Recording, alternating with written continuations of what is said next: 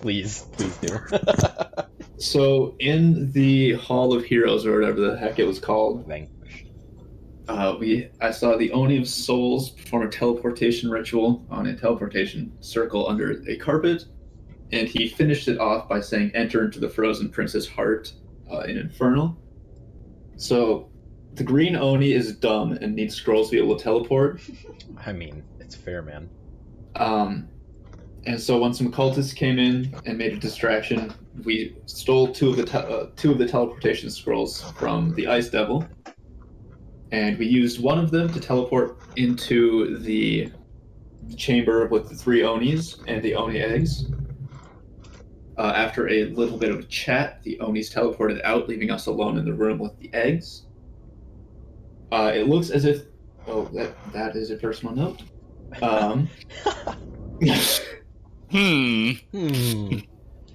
So we have there is a half female drow and a half spider token above Anako. There was a red mantle with black antler token over the Elvish Highlands, and a white background with with cardinal arrows token over Skror. Bashaba is the evil antler lady god of misfortune. Bad luck. She is abyssal, a trickery domain of something, and she is chaotic evil and has playing the abyssal layer, and she is who is depicted in the token above the Elvish Highlands. So we got ready for a fight, and the Oni of Hate showed his bitch ass up. And then a round after that, the Oni of Souls and Oni of Blood joined in. After a bit in the fight, Zeilgus turned against me and knocked me out while whispering, "I will not become this." After we got fucked in the fight, we all eventually made it out. Above us is Levistus' peak. Below us are storm clouds.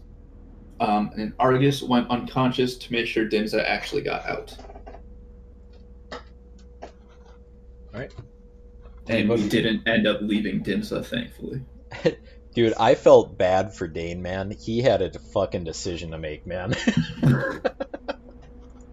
I was in a really hard spot.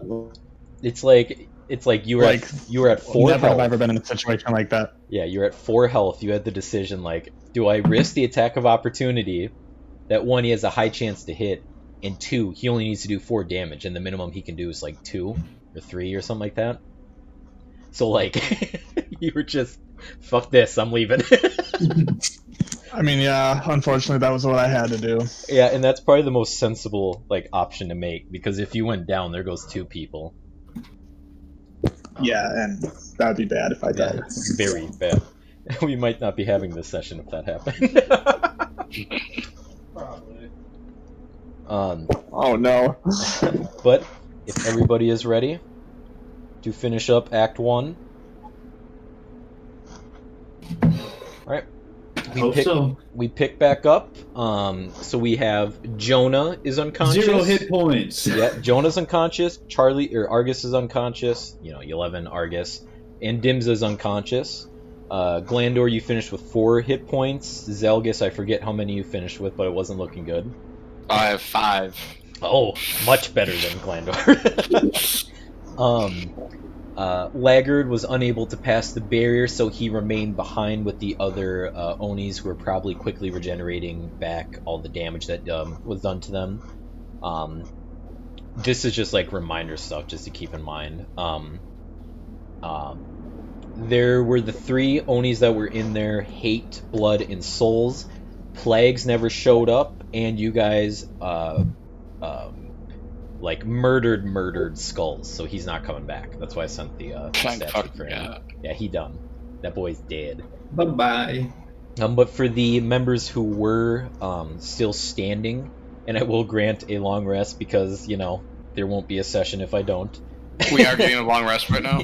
Yeah. For the ones who are still standing in front of you, like I said, you're kind of sitting on like a very narrow, like cliff edge like area.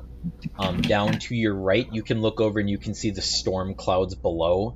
in front of you, a path begins to wrap around the top spire of the Tomb of Levistus. It's pretty similar to what you guys walked. Oh jeez, that tight Mountain Dew's getting to me already. That the path in front of you, of course, all ice, not really stairs, just kind of like cracks that kind of seep out the edge of the tomb. Very similar to what happened in Bakia, where you guys were climbing up those mountains and you barely had enough space to walk, just fitting yourselves. But of course, directly to your left, kind of evenly aligned with you, all you can see Levistus's frozen in time form, just sitting there. But if any of you are going to do anything before taking the long rest, at least those who are still standing. How I should probably fucking heal some people.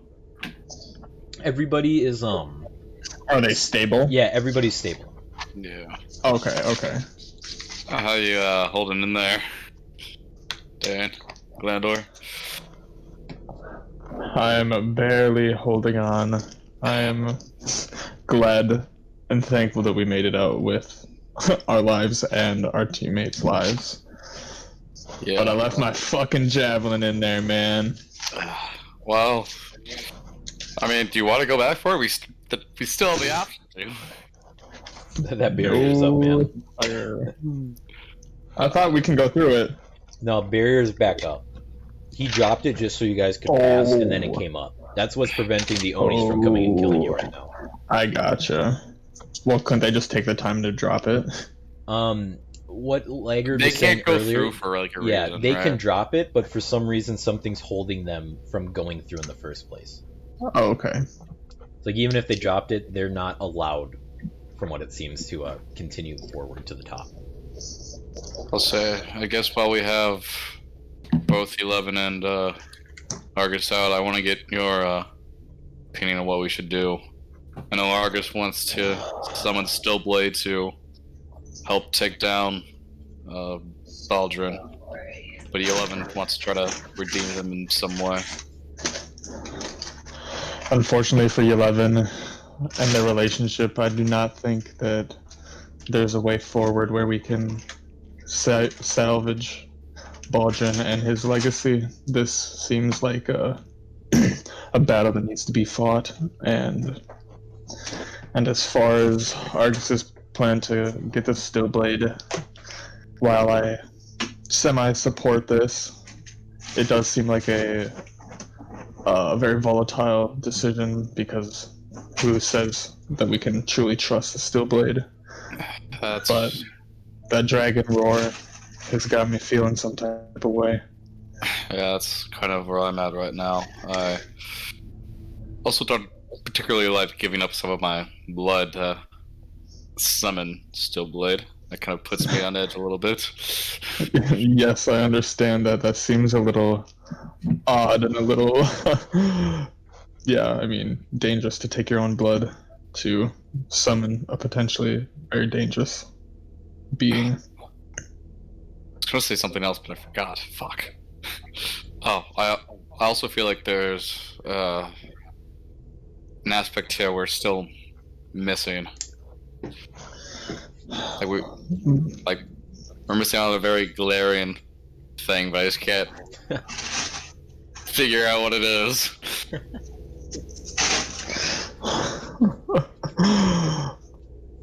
Well,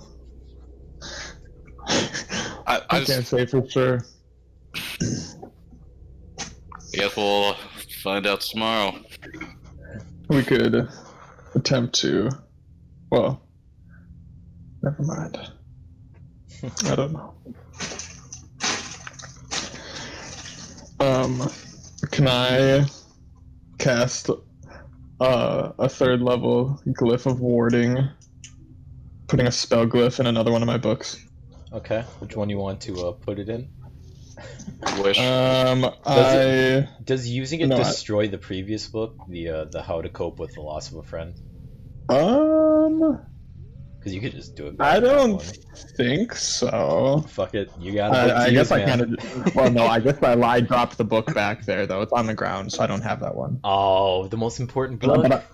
Oh, yeah, I have 7 other maps or books though.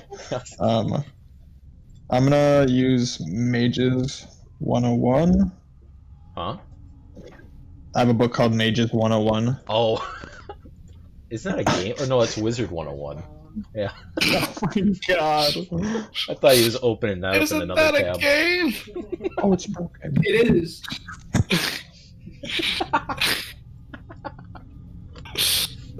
John, you're pushing it, man. I guess I could. Should I put like a mass healing word in this book? That could be useful. Might be a good way to go. Yeah, that's just like a free spell, right? I have a, Yeah, I have I a just book opened that's the book. better for that, but I'm unconscious. How long does it last again, Dane? Because you put it in the book, it's just... It's there until it's used. Yeah, I have an intro to the School of Maesters book, which would be amazing for a healing spell, but... Or, I'm just gonna put. Oh wait. It could be a 3rd level, or it could be like a 2nd level spell cast at like a 3rd level, couldn't it? Or no? Well, the max is 3rd level, right? Yeah, anything you that can cast totally at 3rd works, yeah. level, you can put in. That works. Yeah, prepare. Oh, cool. That's interesting then, because that means I could put in. Okay. Inflict wounds. Toss the book Well, I at mean, him. and double cast inflict wounds. Holy fuck. Open the book.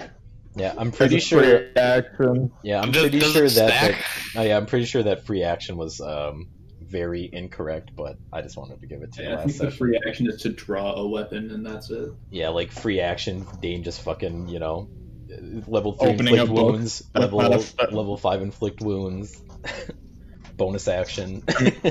Well, I mean, why wouldn't that be a free action to open a book? Well, no, it's the casting the spell part of it. That's the issue from it, because I think scrolls have different. It's just when I open the book that it gets cast. That's the way I set it with my Glyph of Warding spell. I can further refine the trigger so the spell activates only under circumstances or according to physical characteristics. For glyphs inscribed, the most common trigger includes the opening of that object. Oh, I think I might give that to you. You inscribe a glyph. That's not explosive runes when triggered the glyph. That's not the right one. Yeah, glyph of warding uses in action. Come on, Reddit. Reddit, give me an answer. I feel like they're pumpkins. Consider pour out use spell glyph instead of scribe and scrolls. What a breathing. Is triggered by... Yeah, I don't see anything saying you're wrong, so... I think I'm gonna put a 3rd level shatter in it. Okay. I mean, I kind of like the mass healing ward just in a bind. Okay, I'll just do that then still. If I had another 3rd level slot, I would put multiple books, but I'd only have 1 3rd level left.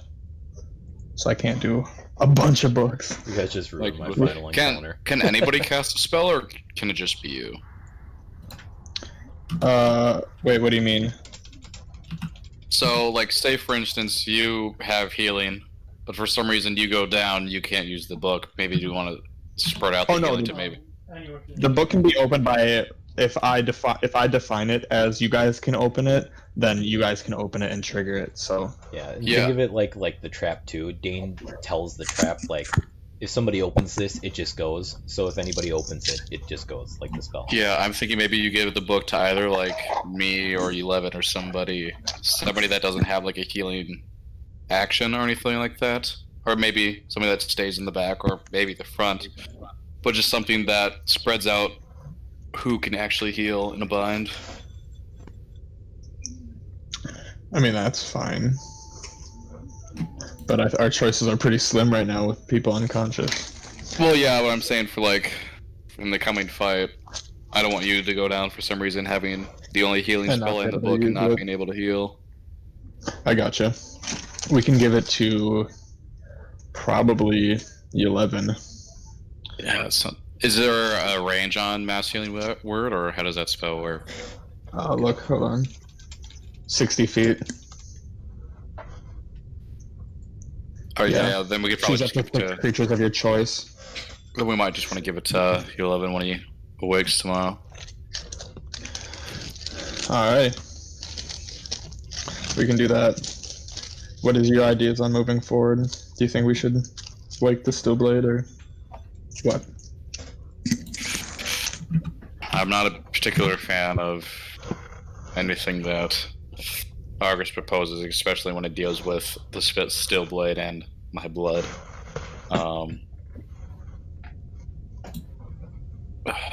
Though I'm still on the fence about what we should do with Baldrin. If you feel like he can't be saved, I guess that's the way we should go.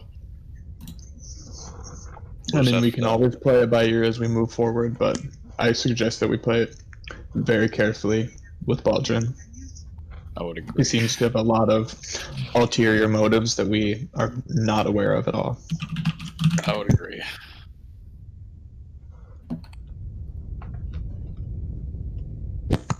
Better get some sleep then. Alright, everybody taking a cat nap? Yep. 8-hour cat nap, yeah. Alright. All of you kind of uncomfortably just kind of roll up in your whatever, camping gear, I guess, you still have left.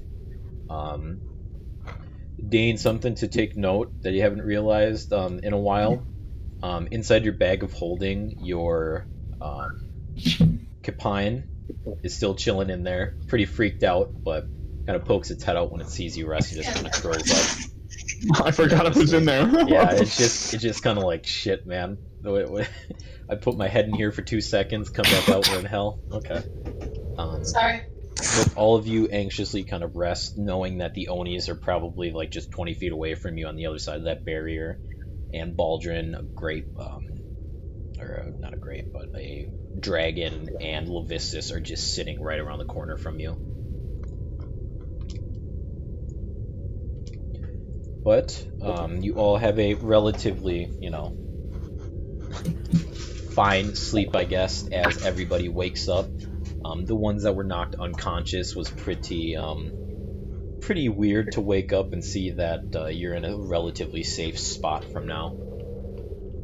When they were knocked out. Good morning, sleepyheads. I'm glad to see you guys are alive still. I'm glad to be alive still. We made it, but by the skin of our teeth. Sorry. Damn, that's a lot of dice. It's 5 sets. Plus a quarter. I heard like a metallic one. No, that's just a quarter because I needed D2.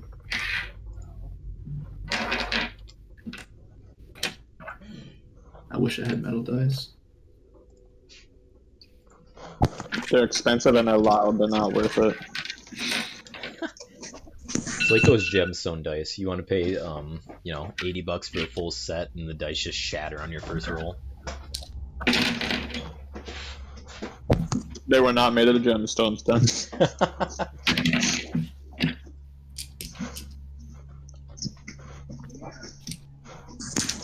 Right, okay. I'm gonna eat some rations and drink some water and feed my Capine. Poor little guy's just been probably gnawing on whatever little Grab rations he another could beer. inside the bag. I mean, I think I have probably plenty of food in there for him, to be honest. Yeah. 8 rations, salmon, cheese wheels. Just a bunch of cheese. That thing's gonna get diabetes really quick.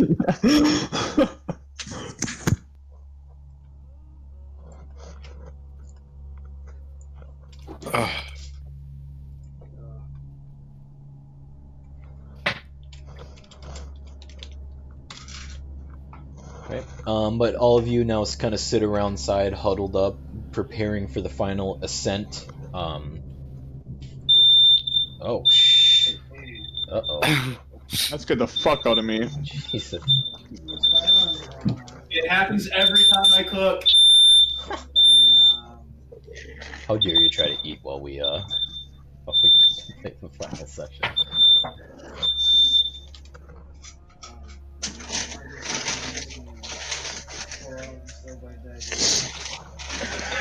One last time. I was gonna say. Give me a second, I'm gonna put a beanie back over the fucking fire alarm. Yeah, fuck you, Argus.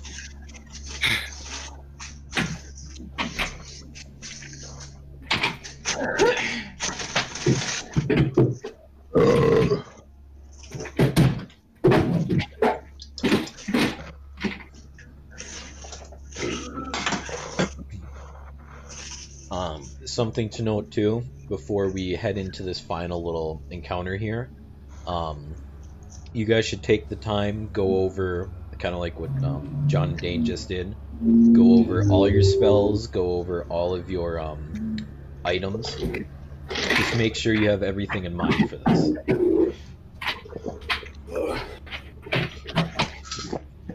How did you all sleep last night?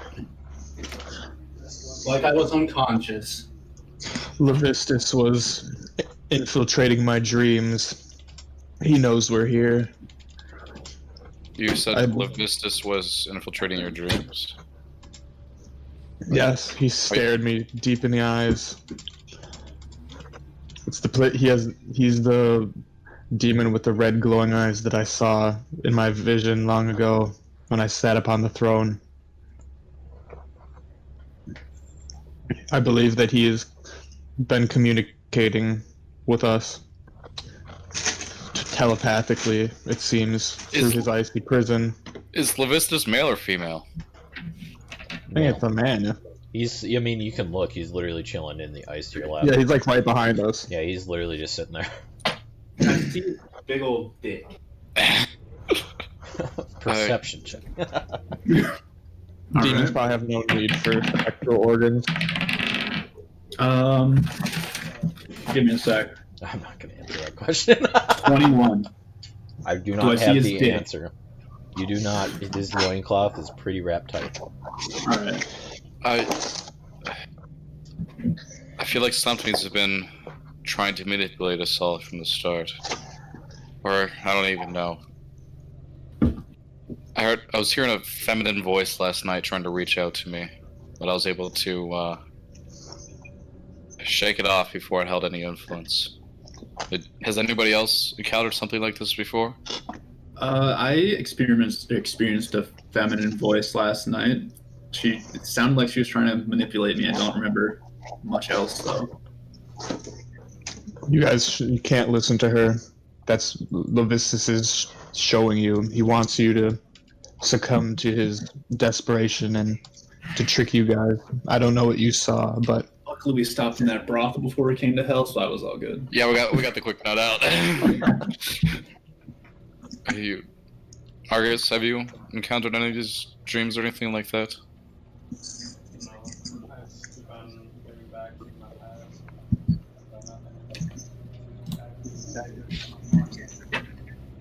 Any dreams from you, Dimza? Dim's is just like chilling against like the ice wall, just sitting there holding her head. I don't think I can have dreams when my entire brain is fried by lightning. She just rubs her head even further. How the hell did we all get out? By the very skin of our teeth. I just remember falling and landing at the bottom of the steps after getting conked in the side of the head with something. I thought I was done for sure. Believe it or not, it was actually Argus that saved you. She pauses and just turns, faces Argus. Is that true? Yeah. When you drink that's memoirs. She shakes her head and just goes, that lightning definitely fried me beyond belief, I guess.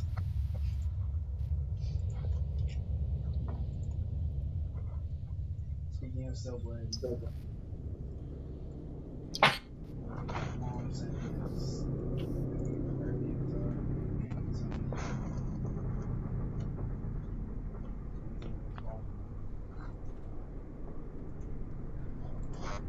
To be fair, we kind of wiped the floor with Yonis until they regenerated.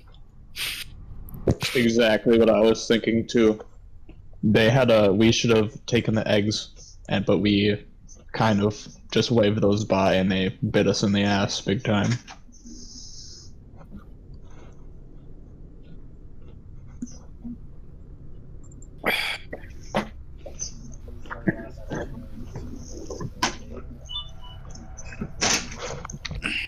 We still haven't decided what we want to do with Baldrin.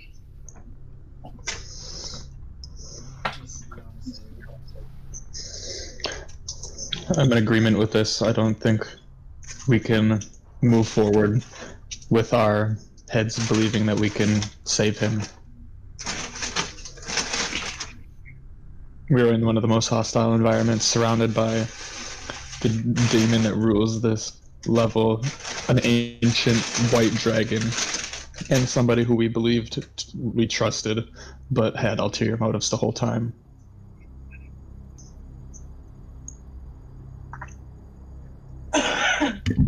If the opportunity comes, I'm still going to try to save him, just to let you guys know. If the opportunity arises, I will surely kill him, just to let you know. Hopefully we don't both come to the same opportunity at the same time.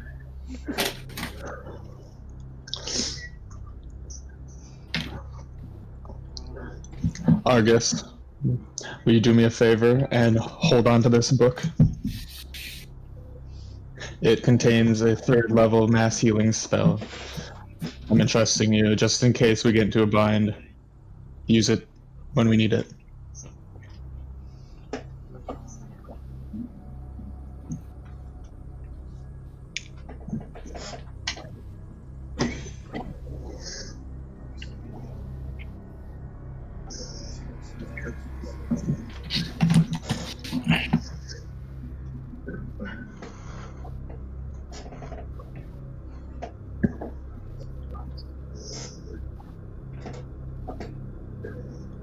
What?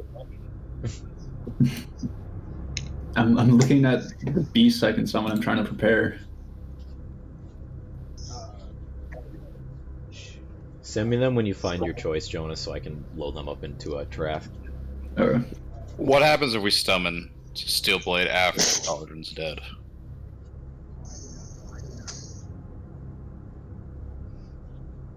Not really shades of talk to me.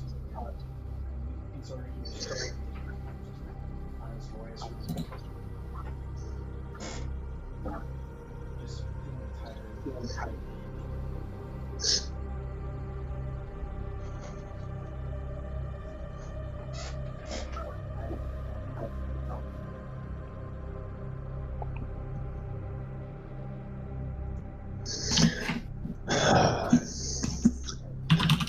This is a sticky situation we find ourselves in, guys.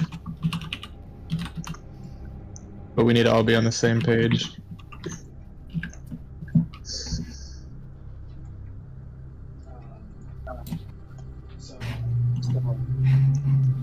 are we free to talk about what Oh yeah, anything Yeah. really. You guys should. If you guys want to discuss for a little bit, I gotta run to the bathroom. Yeah. So it looks like things at hand.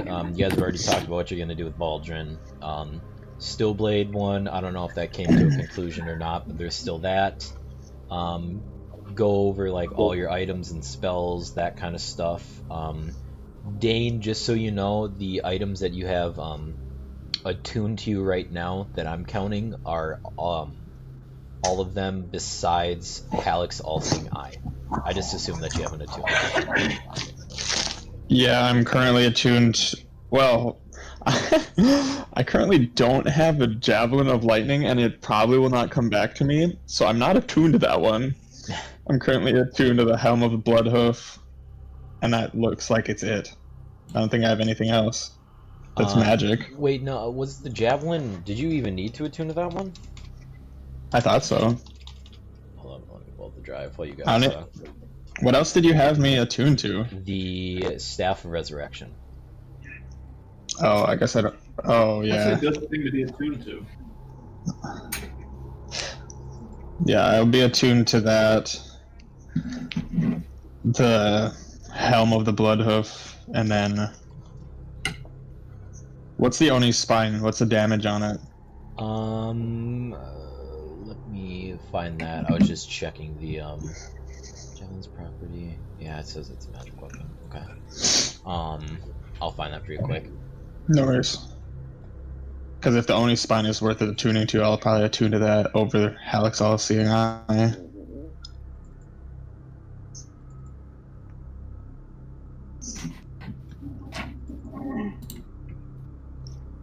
Oni spine does 1d6 fire. Alright, I'm back. Let me see.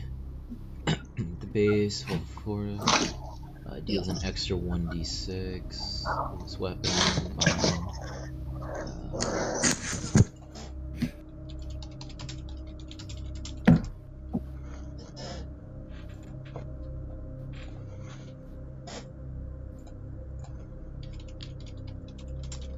Also, quick question: for this masculine world, where is it? Can I spell cast modifier?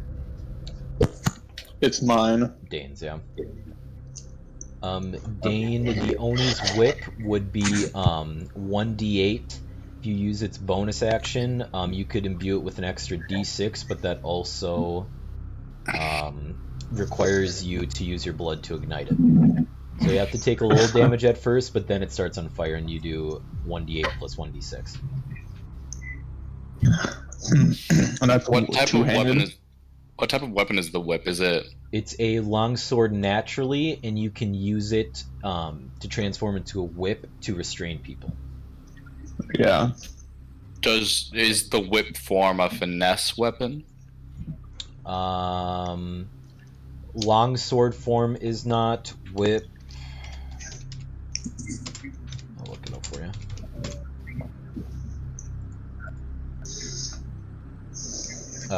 Whip is finesse. Whip, if you keep it in its whip form, it will only do d4, but that does have finesse and reach. Okay. Because if we wanted to restrain something, I'm good with finesse weapons. If we wanted to like restrain him at all, I mean, I don't really care. If you want to use it, you can. I'd rather use my great axe over it, to be honest.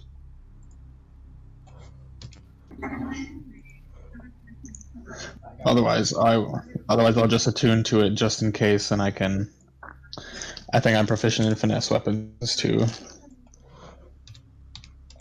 So, doesn't matter to me. If you want to bid Zeilgus, that's fine.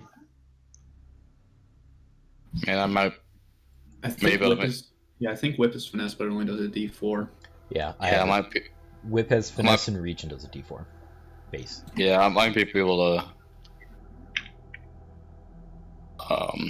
use it better than the rest of you. Granted, I'm not good with the longsword version, but the whip version might be helpful. But somebody else wanted to use just the longsword. That's I don't fine. think any of us uses longswords though. Mm-hmm. I'll hand it to you. So Thank you. And then that's something I have to attune to. yes, so you guys can Mhm. take a short rest before going, in case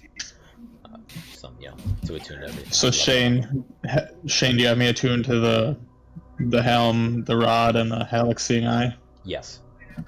Cool. I mean, those are your only 3 left now, right? Yeah. Yeah. I'll have to delete the Javelin of Lightning from your drive. Yeah, it's unfortunate. R.I.P.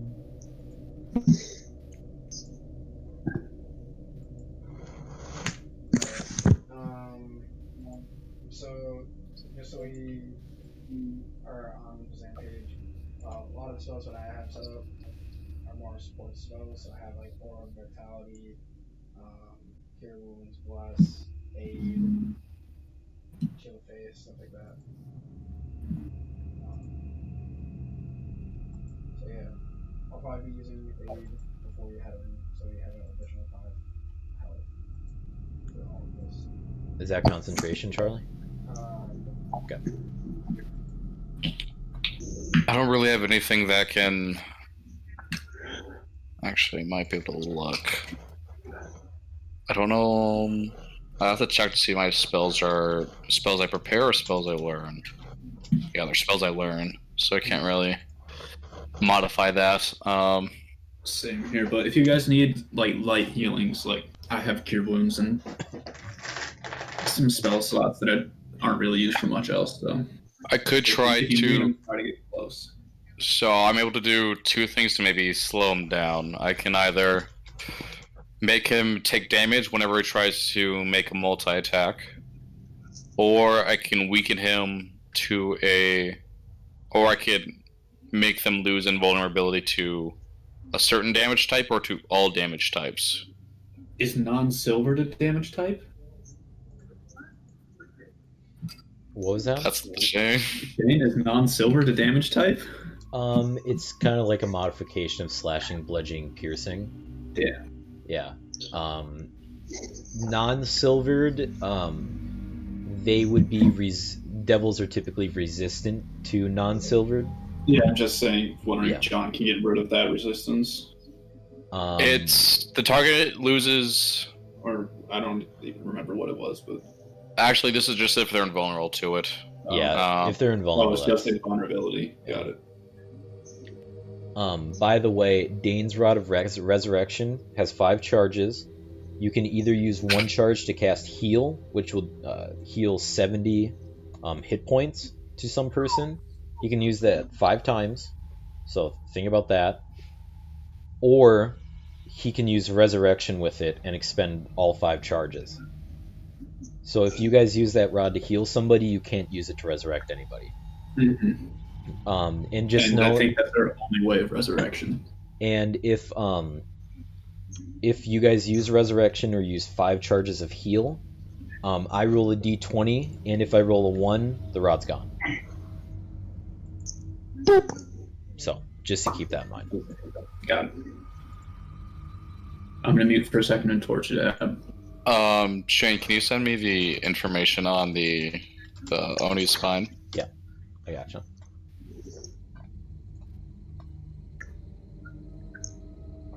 And then that's how we have Argus is gonna light a fire and create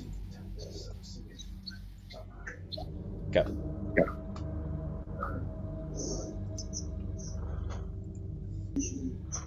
saying his goodbyes.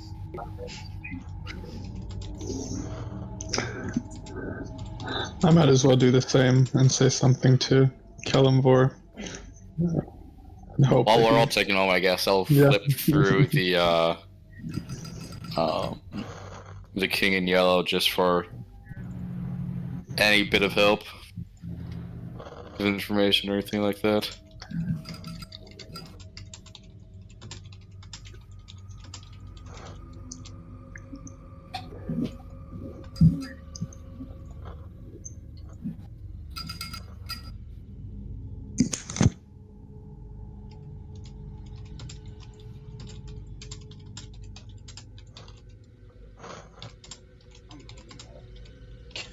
Might as well.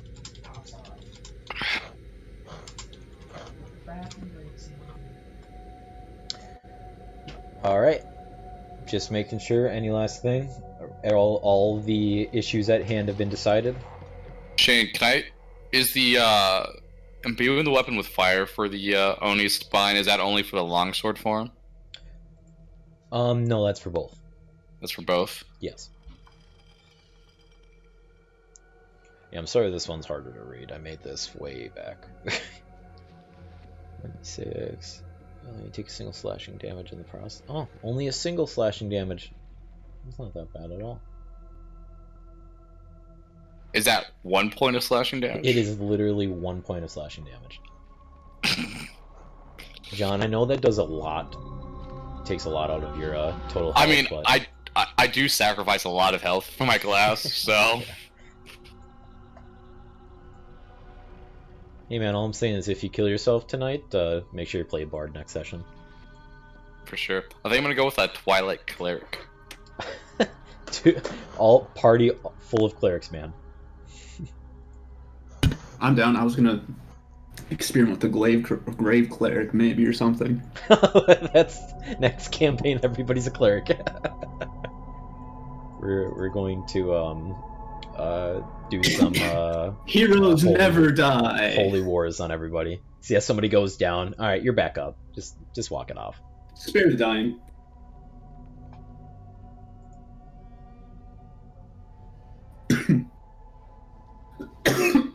Frick. Frick. I'm sweating. I need to roll up my joggers. My sleeves are already rolled up. That's why I wasn't rolling them up for just so you guys know.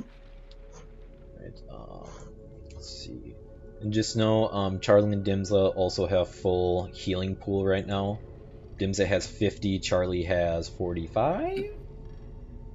Off the top of my head. I have a maximum of 4, 10, 16 d8 of healing. 16 d8. Damn, you guys have a lot of healing.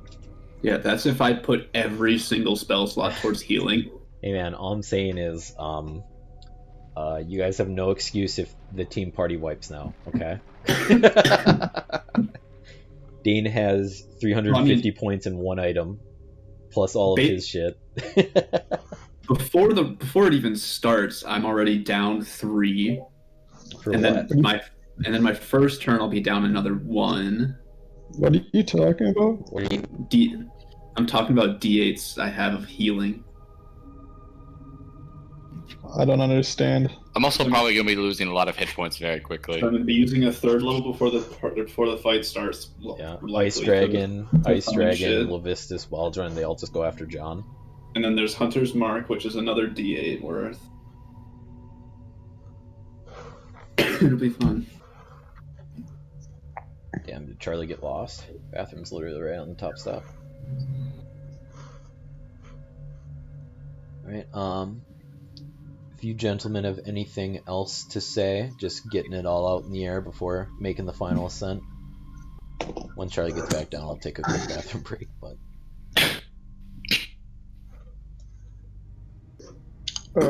So are we still torn between whether if we're going to try to save or kill Baldrin? Sounded 3-1. Yeah, Yeleven's the only one that's gonna go against that. And did I'm still on the fence here. Okay, so I guess still feel like there's another 2-1 aspect of this we're missing.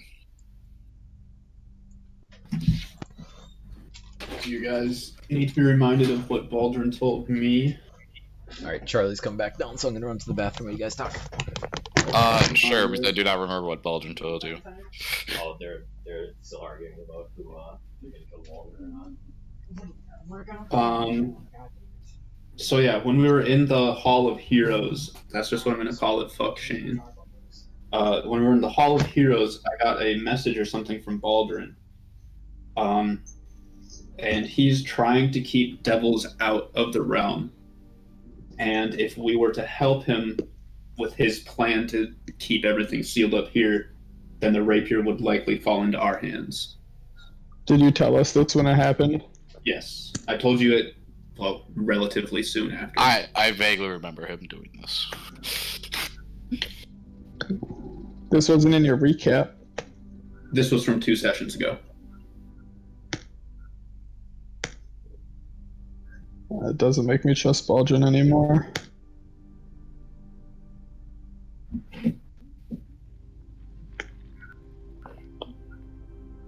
I'm on the fence of I'm leaning towards outright just trying to stop whatever he's trying to do. But I also still feel like we're missing something.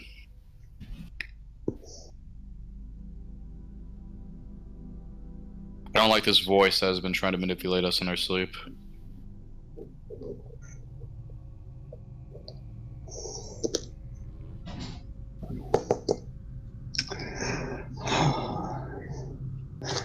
I believe that voice is just the demons seeping in. Can you guys hear Charlie? I hate to interrupt this conversation, but... No, I cannot hear Charlie. Charlie's not even in the call. Well, I know, but can you hear him through my... Is he talking? He can be through my mic. Charlie, speak. Hello? Hello? Very faintly, but yeah. Alright, well... I'll angle it a little more. Back to the good old days, Charlie. Hey. sir. All right. Anything else you guys are still discussing over, or? Hello. I don't really think so. All right. So. I think John was just considering some stuff, but Right. I don't know if we were talking about that. Just to make sure, Baldrin most likely going to be killed by you guys. Stillblade not showing up, and you guys have already gone through all your items and stuff. Yeah. Well, alrighty then. Just let me know when you guys are ready to make the final ascent. I guess let's go for it. Right, boys. And Dinza. It just nods her head.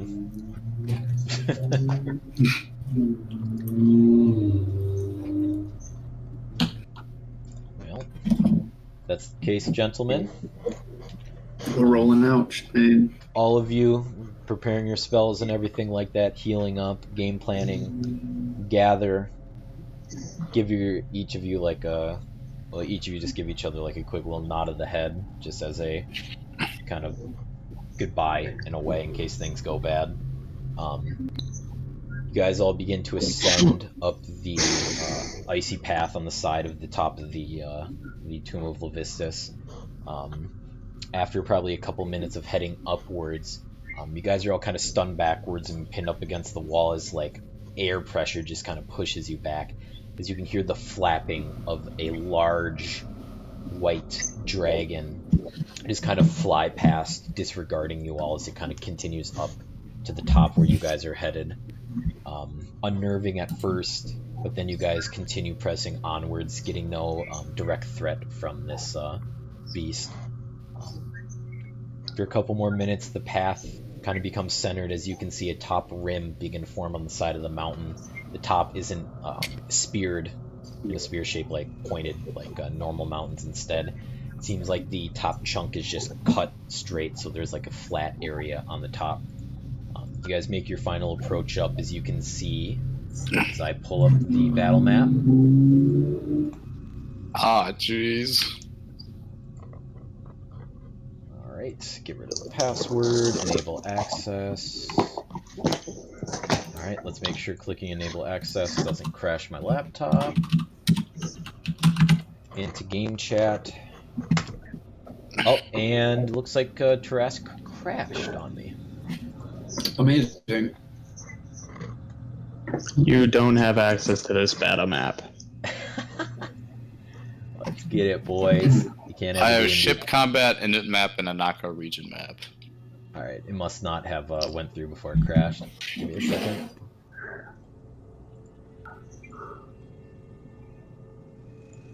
Alright, I click the enable access button. Click dot.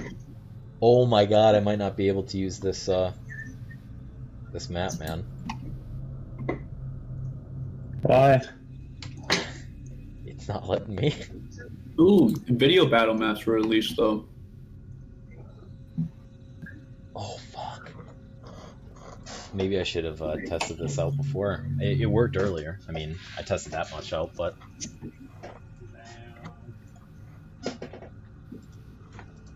Oh god, am I gonna have to live stream myself while I fucking use this battle map? I'll try Tarask on the on this other computer I have, but there's no way this one's going to work compared to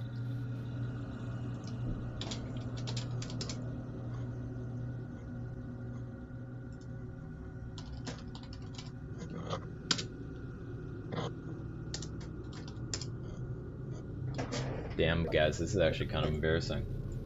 Might have to start deleting some stuff off this.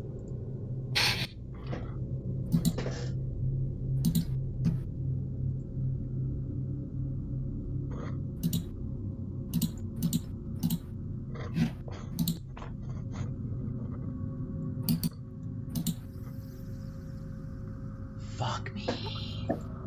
Guys, let's hang out on ship combat.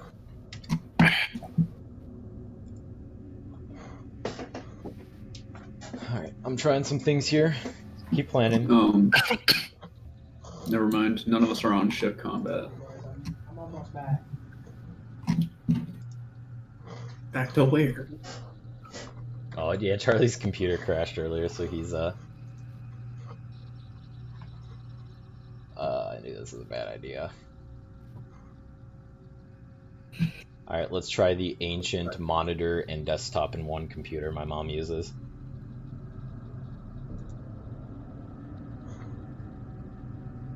Alright, share.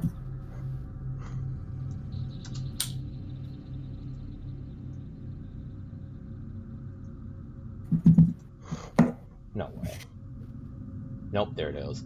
Alright, it showed that it worked on my my mom's computer, and then it just instantly crashed everything on there.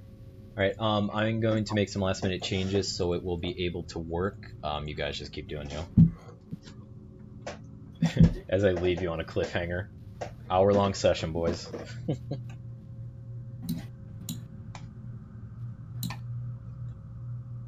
Bitch. Yeah, just Look on the just- Inako map. Yeah, it's the amount of assets on this map that's crashed me.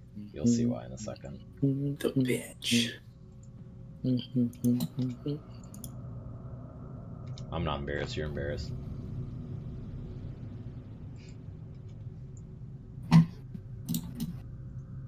Even deleting assets fucking freezes everything. Yike. Wave battle time. Are you guys just destroying the ship map? We can't do anything on it. Oh, why not? John could potentially move his character, but no Wait, one you're else on is ship. a character. You're on ship combat? Oh, yeah. I can't move anything else. I can just move myself. Yeah, John can move himself. Nobody else's token is on ship combat. Hi, guys. Just captaining the ship. Do. Well, I think I'm going to jump overboard. You're capturing. Whee! Okay. After God gets his shit together and fixes his Durask, you all kind of go over the final hump at the end of the path that leads to the top of the Tomb of Levistus. In front of you, you can see a large infernal magical circle kind of carved into the ground. You can hear the clanging noise as if someone's using like an anvil or something like that coming from the center, though you can't see through the to where the source of the noise is coming from, because you can see large glowing bright blue and sometimes red rocks around kind of the outside perimeter of the circle. You can see kind of a see-through dome-like structure that kind of rises up into the air and covers kind of the inside of everything. Whereas some of those bluish rocks are kind of outside the main kind of conglomeration of them that lies in the center of the circle. You can see smaller circular formations of these rocks, and in the middle of them you can see taller, kind of more pulsating red glowing versions of themselves. As you guys kind of approach a little bit closer, the clanging from the center stops, and you can hear a noise kind of fill your guys' ears as Baldrin just speaks out. Well, gentlemen, you definitely took your time, but nonetheless, you're here.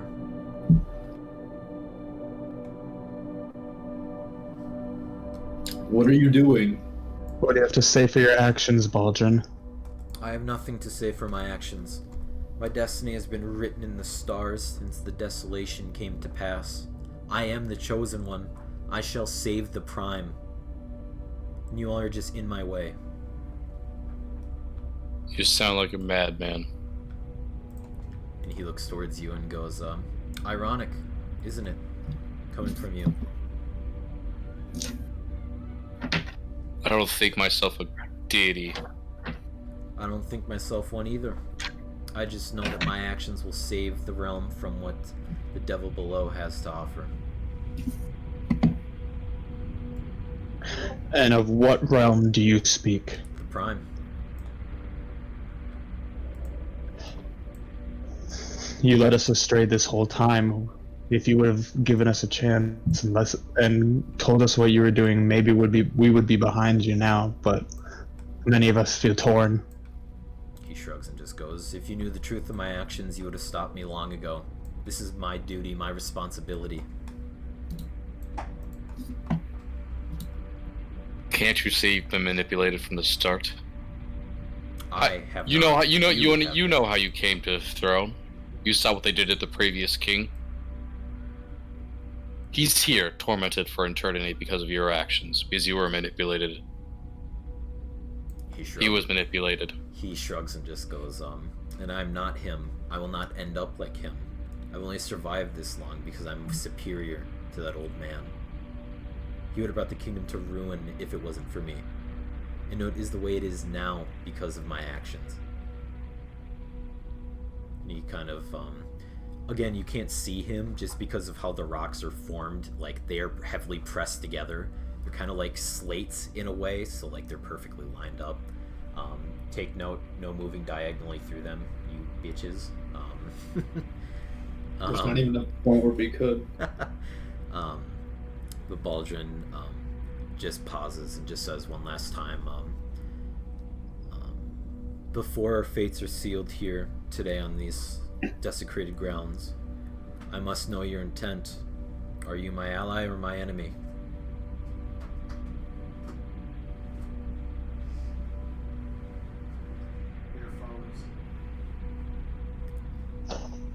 You can hear Baldrin just do a deep sigh and just goes, if that's what you wish, I wish it did not have to turn out this way. Your misgiving thoughts blinding you from the truth. And then you can hear the anvil, or the noise, the anvil-like noise clang again. And you guys hear the thumping noise pick up opposite of you on the other side of this magical circle with immense speed crashing down onto the ground. A large, ancient, white dragon sits and kind of looks over the top of the monolith opposite of you, roaring out into the air as it intends to protect the one that would free its master. That's a 20-foot boy. Gargantuan. Baldrin just goes, I wish it did not have to turn out this way, but if this is the case, I will not save you from this beast. With that, we will start the final encounter, as I clear that. FS. Fuck's sake. So is Charlie still getting his aid and I still getting my Yes, crimson, you guys right? cast that as soon as he says that. So John, are you taking any damage at all right now? Yeah, I took 2 points of damage. 2? Okay. Wait, can I cast something? I was using the bathroom when you guys cast to that. It depends. What were you casting? Was it like a... It'd probably be something similar to that. Yeah, that would I'm just, hold on. Charlie, everybody Yeah, gets Shield 5. of Faith. Okay. Yeah, is it okay if I cast Shield of Faith on myself? Okay, that increases your AC, right? Yeah, by 2. Okay. Yeah. Alright, with that, guys, that's 5 temporary hit points to everybody, right? Alright, Oh, it's Charlie, 5 temp? Yeah, Sick. so keep track of your temporary hit points. John, that doesn't bring you back to full. You just have 5 Yeah. on top. It's technically better and technically inferior. Wait, does it increase your max to 5? No, it just gives you 5 Like, temporary. They're completely separate from your regular hit points. What was that, Charlie? Increasing your max by 5 for 8 hours. So it doesn't give them any temp. Yeah, it's just our new... Hit point max with any current hit points increased by 5. Alright, take that back. Shit, okay. Alright, I will have to update that for everybody. Charlie, you'll be at 64. I'll be at 72. I'll be at 73 max, Kurt 71. Oh, hell yeah, I'm still beating you. I should be at 68. Jonah is at 72. 72. Is off. And no 10 hit points then, Dimza is right? at 80. 80. No temp. I misheard that. My fault, Charlie. Dane 68. 68. Do clerics just have low hit die, Dane, or has it just been bad rolls? Yeah, they do have low hit die. I have a D8 for hit dice. How many targets does it affect, Charlie?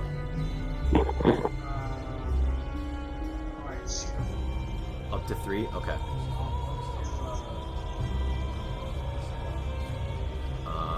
Minus Dimzo?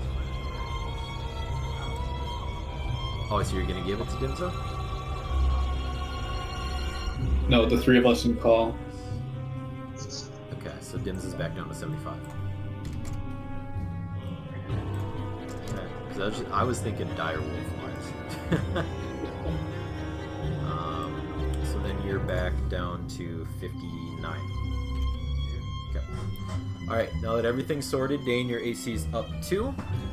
Starting the initiative, you guys should be able to see it. Baldrin starts the round anyway. He is going to use the Icy Rapier to break the seal where he is standing. He's going to use it to do a D8. Alright, so you hear the clang go off again. Baldrin, because of that, receives damage, and the seal receives the exact same damage. At the end of its turn, Ancient White Dragon cannot pass through the middle, so it's 1, 2, 1, 3, 4, 5, 6, 7,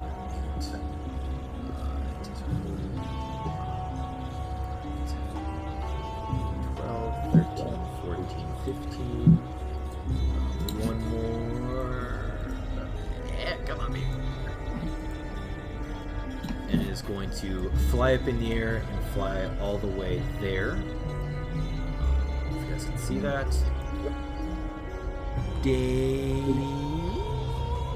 Shoot, I need access to the dire wolves. What was that, Jonah? I need access to the dire wolves. I'll give you that in a second. Alright, Dane, your turn. So do you guys think we should break these rocks? While they do look magical, they do look very brittle. Okay. The big rocks or the small rocks? Both. Well, I mean, we have to break the small rocks to get into the big rocks. Change to say both. All the rocks have the same look to them. Are the rocks in the middle taller than the smaller rocks, or what's up? The red rocks are bigger and taller, but the blue rocks are all the same height and everything. Okay. Okay. I'm gonna move. Oh. We're gonna go 5, 10, 15, 20. And I'm gonna cast a first level Thunder Wave. A 15-foot cube originates from me, Okay. which would destroy like 3 small ones and potentially, or hit 3 small ones and the big one. Okay. The rocks will absorb the damage, so the big one won't get affected. But you're right about the 3. 3 small ones. Oh yeah, I got you. Okay. Roll for damage. Well, I guess they have to make a Constitution saving throw. They're rocks. Just skip it. You fall. Okay.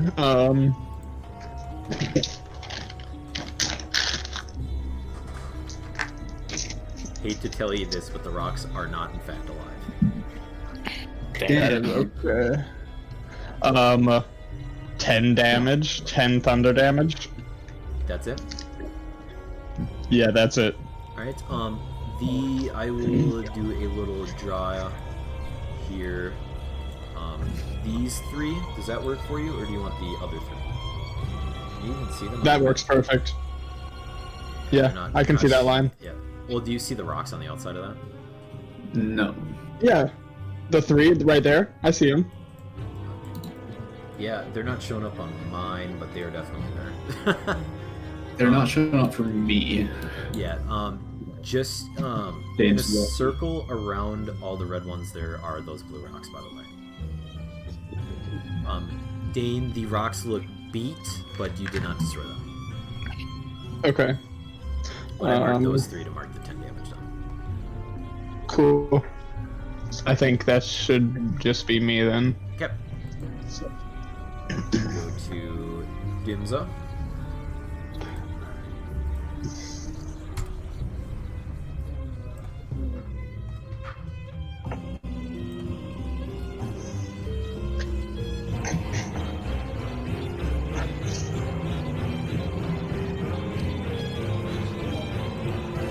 You guys know Baldwin's in the center, but you can't see him.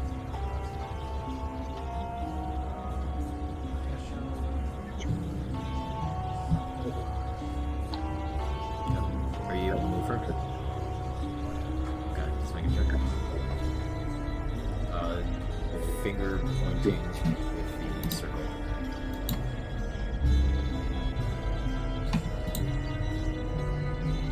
Okay. Alright, roll a hit. Damn up. Hits. Yes. Yeah.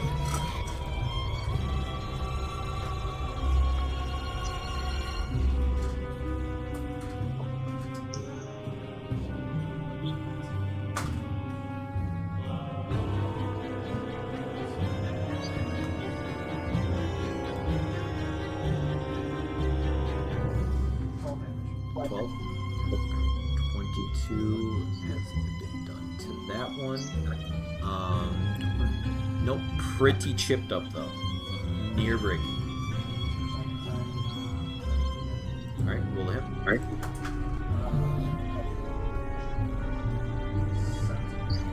Barely hit 17's AC.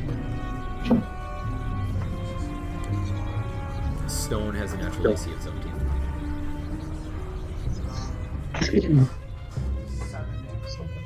Oh my god. I probably have 30 life. Yeah, there it like. Yeah, you know what I'm gonna say. Alright, end it ends up. Jonah. Alright. We are. Oh, can I move in pan? 5, 10, 15. We're just gonna move up a little bit. And.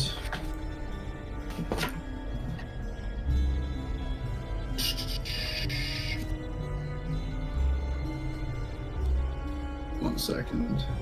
10. We're gonna go up here, and then were any of the rocks broken again? No, but the one that Dims is standing just to the left to, where you can see that 22, that Okay. one is. Crumbling. Yeah. I'm gonna try to hit that with a regular arrow. Alright, roll a hit. Come on. That is an 8 plus 10, 18. To hit? Yes. Yeah. Okay. So I hit it. Just gonna say it, you break it. I do a minimum of 8 or 7 damage. Alright, that rock crumbles in front of you.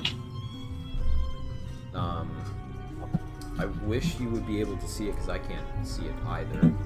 Don't know how to fix that. But some of you can see it, right? The rocks? Yeah. The rocks Yeah, I around can see the them. red ones. Yeah, the rocks are on there. Yeah, I wonder why that's the case. I can see them before you kicked me out. Well, that's the thing. I re-added them after I kicked you out.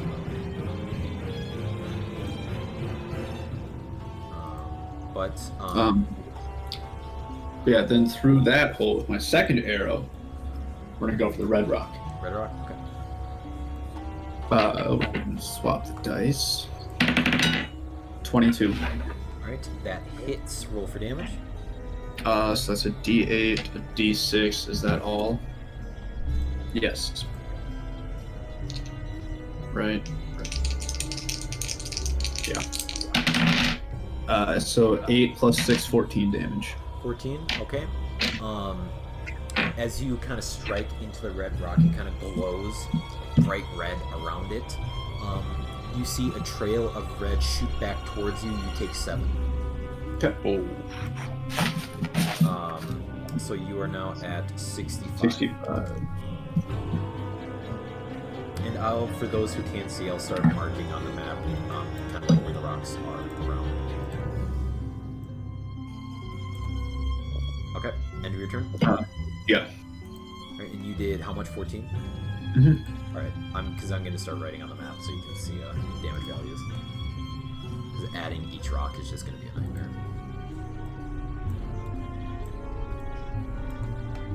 That would be your turn, John. My turn? Alright, I'm going to run 5, 10, 5, 10, 15, 20, 25, 30. Probably like right here.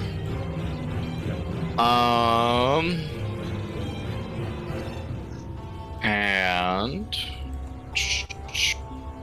what can I do?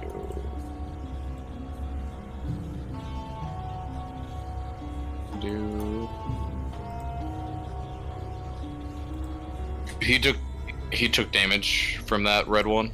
Yes, half.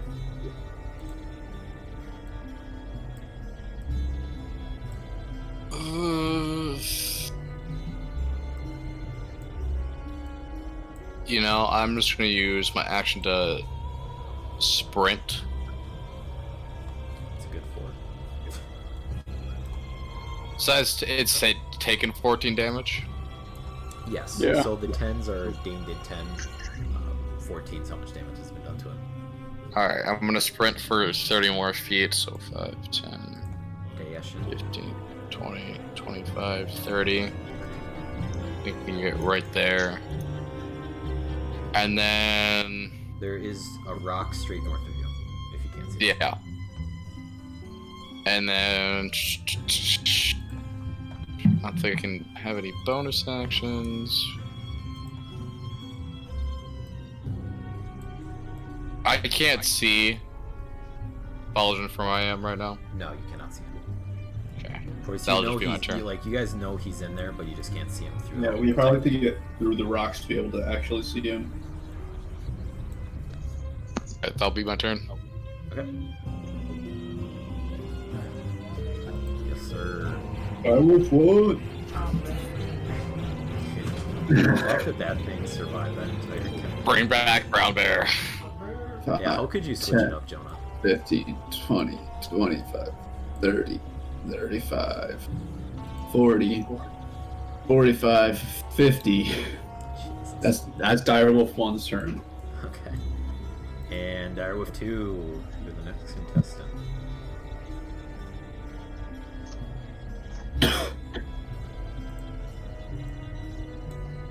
Direwolf 2 up top. Direwolf 2. And that's Direwolf 2. Okay. Charlie, bringing up the bottom.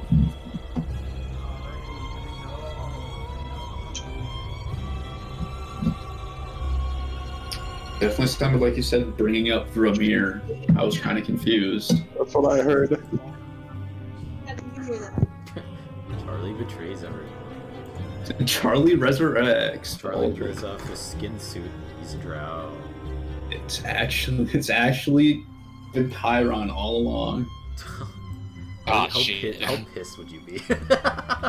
I just gave your character sheet to someone else. I'd be so mad.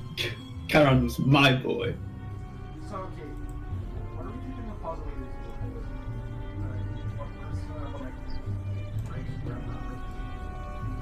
That's what I'm thinking.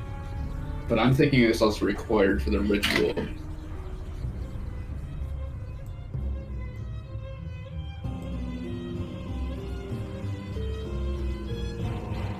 man, there doesn't need to be a puzzle, okay?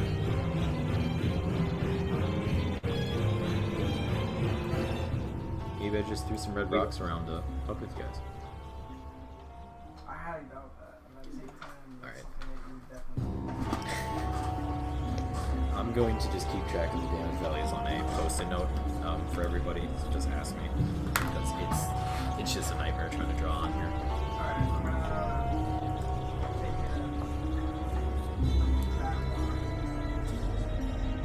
The one bottom right of you. Okay. Yep. Ready? Good job, Charles.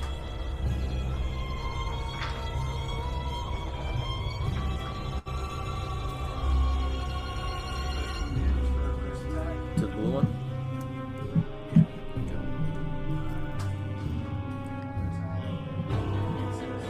Alright, end of your turn.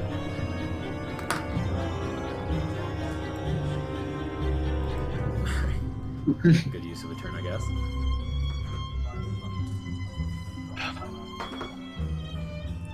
Alright, Baldrin is going to again attack the seal. That's a 7 plus 2, so that's another 12 damage to the seal and himself.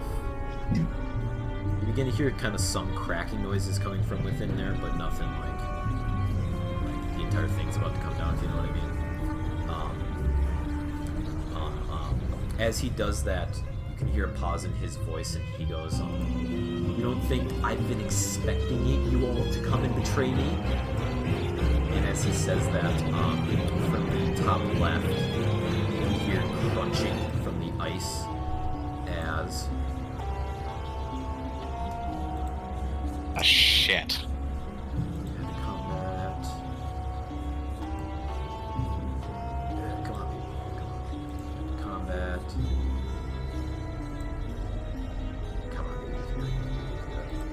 Combat. As the three helmed whores crawl their way out, stand ready to defend their master, he just says, "Each of them have been suited to your strengths. They can absorb anything that you throw at them." Baldwin ends his turn. Helmed whore 1 had a good fucking roll. 1. That's Helmed whore 2. 2. Oh, shit. Okay. That would have been big. Destroy Helmed Horrors, right, Shane? Yeah, got it. 1, 2, 3. Ends its turn. Oh, I love Dragon. I forget that they have 15 feet of movement speed. Naturally they don't. I gave them that. Oh. Oh, that's frightening. Okay,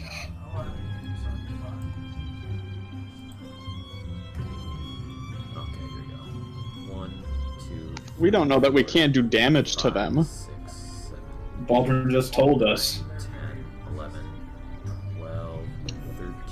You just gotta use something that's not your strength. 16. It's probably they're probably resistant to necrotic because of my inflict wounds. I know Shane hates it when I cast that spell. Actually, I have touched nothing for inflict wounds. From your past, they're immune to necrotic. That's without me touching them. So I didn't even need to counter your inflict wounds. Interesting.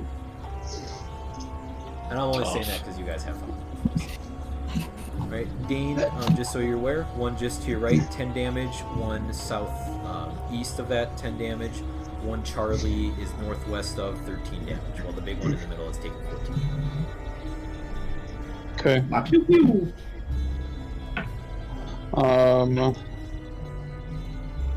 What the heck? Hold on, I'm trying to find my spell.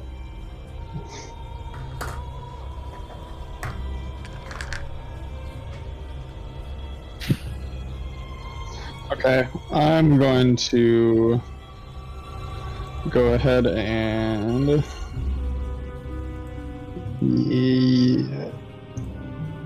what's the conditions out right now? What do you mean? Like, because we're like outside, aren't we? Is it stormy? Is it blustery? You guys, yeah, like open space way above you. On a snowy mountaintop. Yeah, you're basically on an ice mountaintop. Below you's the storm. It's basically just blank air up top. Which, Shane, I don't know if you know, but the snowy mountaintop is basically like my house. Jonah, you've asked this question so many times. Yeah. No, I'm not even asking right now. I know it is. Hey man, why don't you consult the DM? And since we slept here, we've been traveling for over night. I'm going to... Getting my draw too low. Yeah, okay. I'm gonna cast a 5th level Call Lightning. Alright. Creating like a cloud. How big is the radius? 1, 2, 3, 4, 5, 6, 7, 8, 9, 10, 11, 12. Okay, so I'm gonna center it on a circle, and it goes. The cloud goes all the way out to the small red circles, but not to like the full edge of this thing. I guess. Does that make sense? Like that? Come on. Like that? Yes. Alrighty. Does it do damage automatically? No. Well, I mean, yeah, it does right now. I gotta choose. Shane's like, hold on. Yeah, I'm just like, hold on. I gotta start writing on my post-it notes to get all the things on here. Okay, and then I'm gonna choose. I believe. Yeah, I guess I'm gonna try to go for this rock and hope that the half damage doesn't slap me. So I'm gonna strike a bolt of lightning. I'm gonna try to ping. Right there. Actually, right here. Because it hits everything within 5 feet of it. Okay. This is an ancient white dragon, correct? And Yes. because they're not creatures, they automatically fail on the dexterity saving throw. Yeah, they're definitely not gonna move. And I'm gonna be risky, and I'm gonna use my channel divinity. What's it called? The channel divinity destructive wrath, and I'm gonna deal max damage. So I'm gonna deal 50 damage to all of the rocks within 5 feet of that, and including the big one. You said right there, right? Yes, sir. And that was 50 damage? 50. And everything within 5 feet? Yes. Okay, let me get... So it'd be like 3 small rocks and the big one. 1, 2, 3... Okay, you only take half the damage that the big red rock had remaining on it. But I don't take any damage? No, you'll take remaining damage based off the damage that was still left on the rock. Because there's 14 done, there'll be another 16 halves, so you'll take 8. This will be like 8 over 30. Oh, interesting. Yeah. So you won't take Okay. 25, that would be bogus. Yeah, dude, I was scared. I was like, I'm gonna potentially take a fuckload of damage right here. I'm a fair but impartial god. And That one is destroyed. okay, and I think that'll be me then. You know, casually just destroying half the map right there. You know, no I mean, big I did use one of my channel divinities, but yeah. Alright, end of your turn, I'm guessing? Yes, sir. Alright. We go to everybody's favorite. Helmpor 3. The boy. Helmpor 3 is definitely Wait, the best looking. Is Helmpor 1 below Charlie? Oh no. Well, nothing's below Charlie. Yeah, I was gonna say. 1, 2, 3.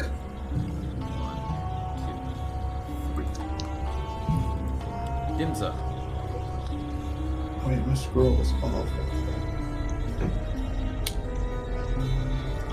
Dane, as you destroyed that red rock, as I'm frantically trying to figure out the battle map, you kind of saw that dome-like structure, that red see-through dome-like structure, kind of on the outside of this magical circle, starting on like the perimeter of that edge, gets a little dimmer.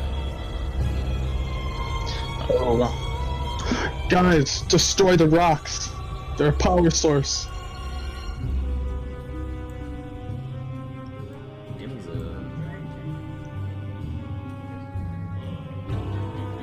That's true. I like how you noticed when I put that circle up, Dane, you see that center one, that Baldrin standing by, that center sigil? It turned out white. It did. That's weird. I see it kind of gold. It looks kind of gold. Well, Oh yeah, god, if we're you not zoom one in of real these close, it again. looks gold, yeah. No, I'm just zoomed like all the way out. Oh, seriously? Jesus. I'm at a normal view distance and it looks gold. Very weird. Alright, Dimza doing anything?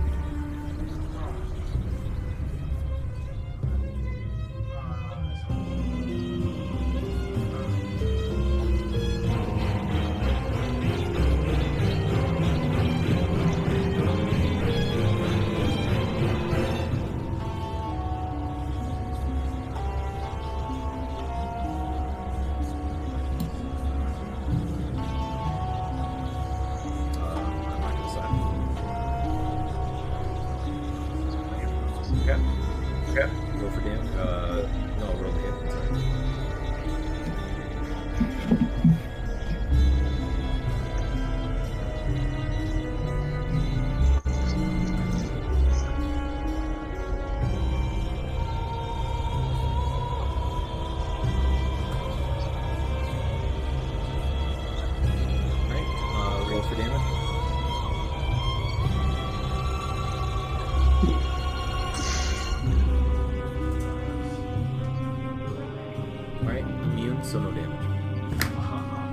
I probably. End of your I'm turn? pretty sure everything here is immune, if not resistant to cold.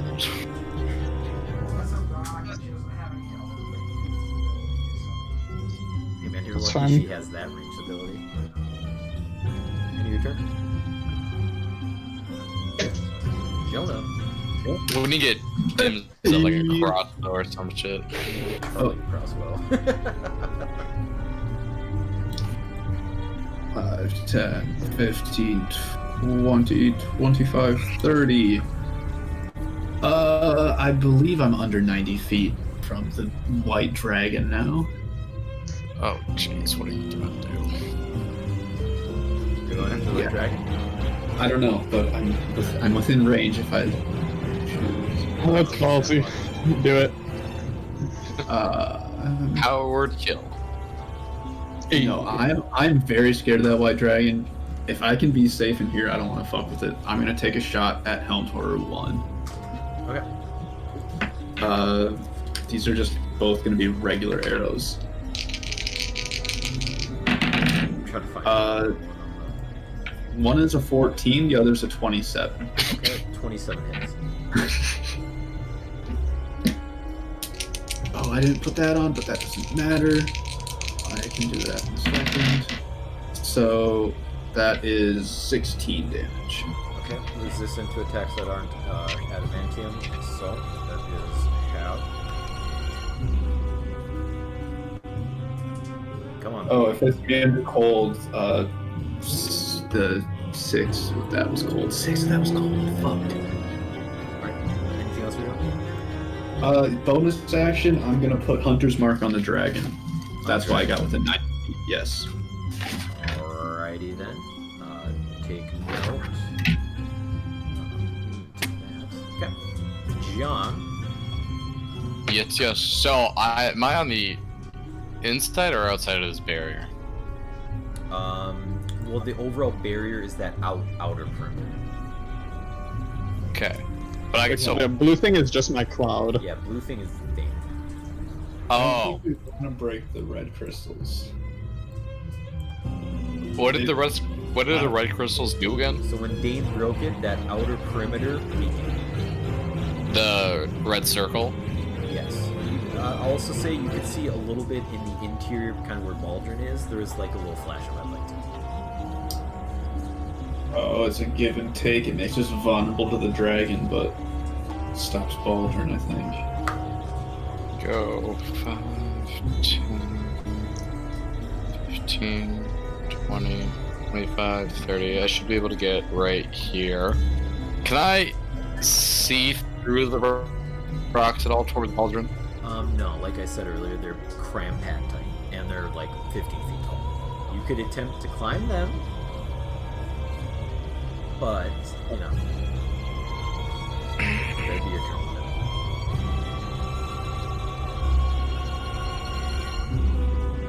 I'll actually just, where's my character sheet again? That's what my plan was. Oh shit, I gotta start getting another post-it already. I'm gonna fire 2 Eldritch Blasts at the rock. Alright, one directed to your right. Yeah. Alright, roll. First one is a 17 plus 8, 25. Second one is a 14 plus 8. Hits. 22? Yeah. So that's 1d10 of damage. Where's my d10s? There it is. 7 points of force damage. 7 points of force damage. 4 points of lightning damage. Okay. 6 points of lightning damage. 21, so 27. That rock is barely standing. God damn it. And that's my turn. Oh, and then I'm sorry, Shane. What'd you say, John? I'm sorry. The lightning doesn't count for my Eldritch Blast, I was going to do a bonus action attack with my sword. Okay. So I believe I did 10 lightning damage with it. That shouldn't be there. Yep. Spec 17. Alright, sorry. And then I was going to take a bonus action attack with my sword, which that has the lightning damage. Okay. Sorry about that. No problem. Let's go back to my sword. Okay.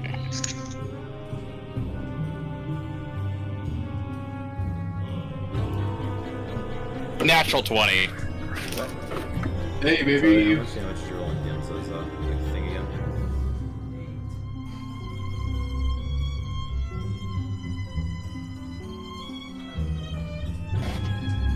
Oh yeah, I don't know if I'm standing on a rock right now.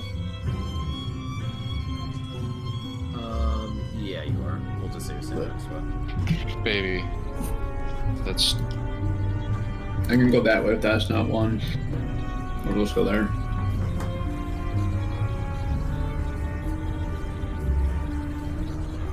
You alright there, John? I'm trying to count. So it's 12 points of slashing damage and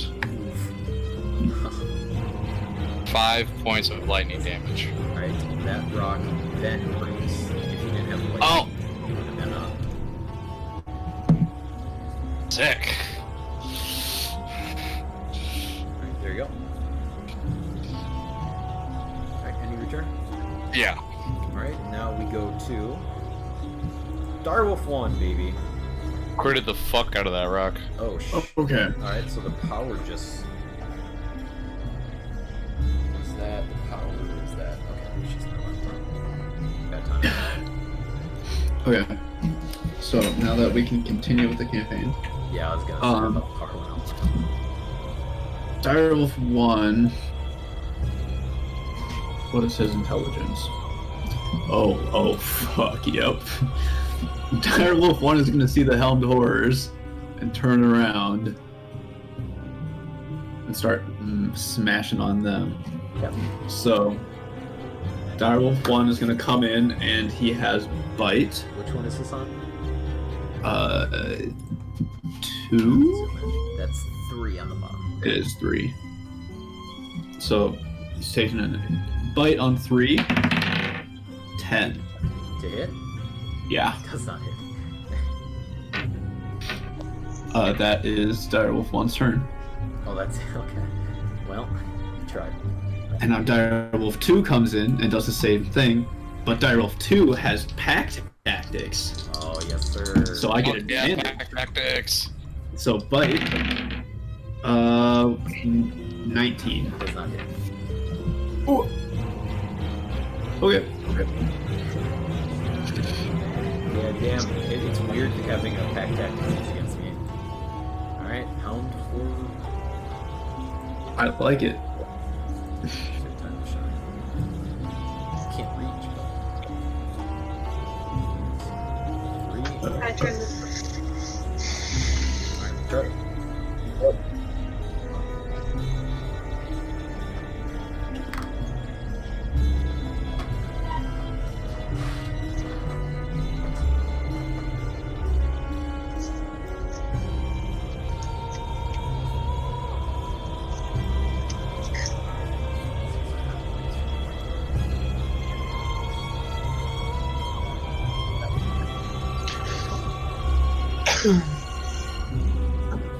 Okay. I'll do that. Close.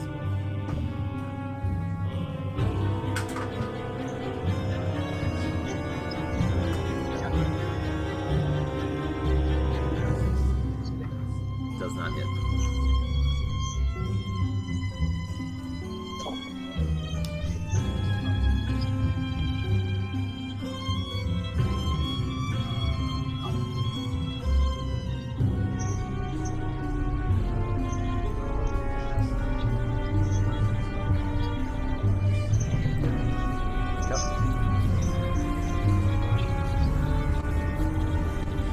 Say that so stuff.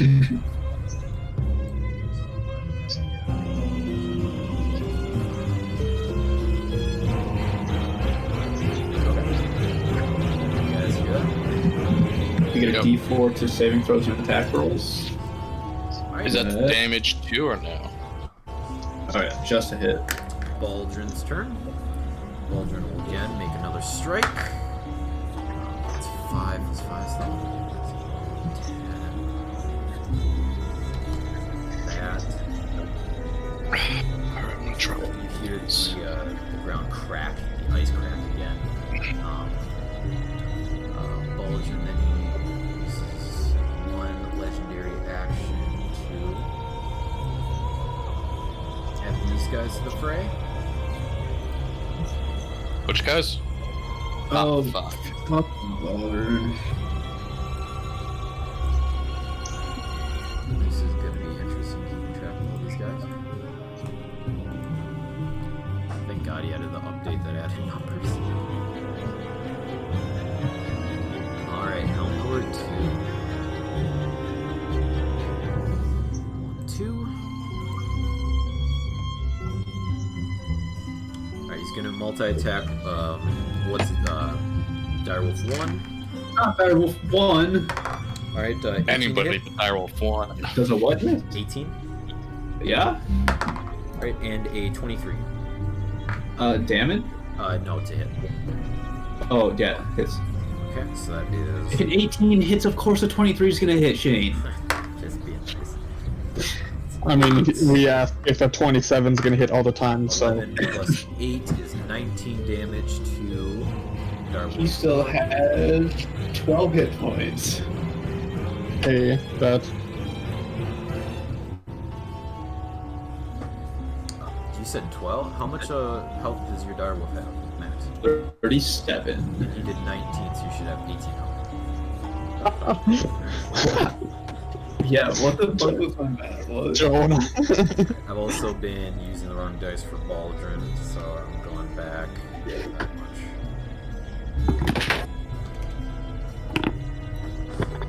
If I can't do math, that means I'm not high enough.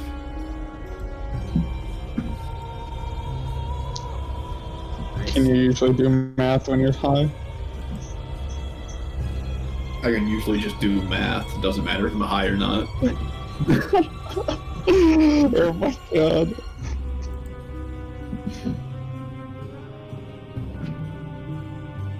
Uh-oh. Come on, Jurassic. Alright, ancient white dragons.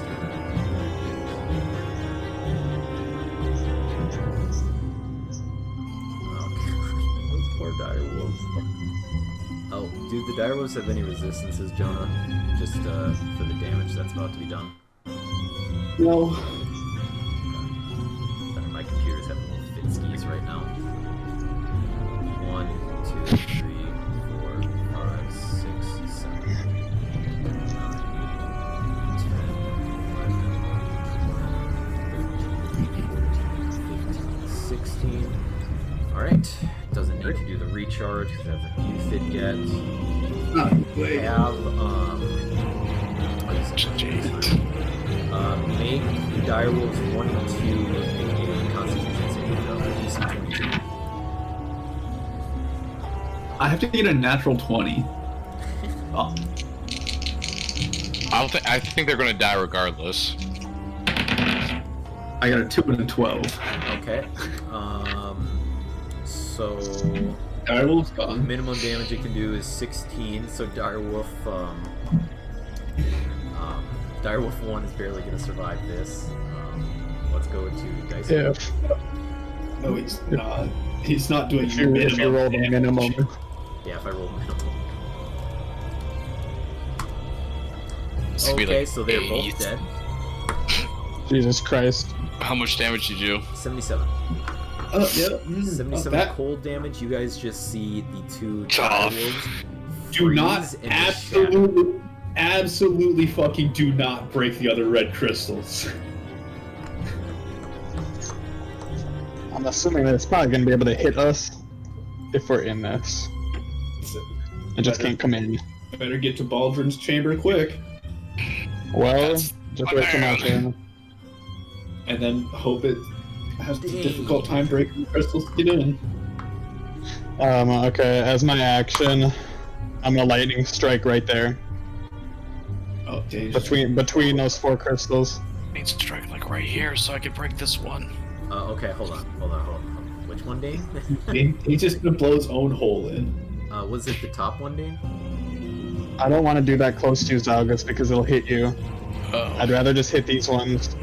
Yeah, right between those four. Because I saw John's again as well. Roll. Oh fuck, where'd my pen go? Oh, I put it away.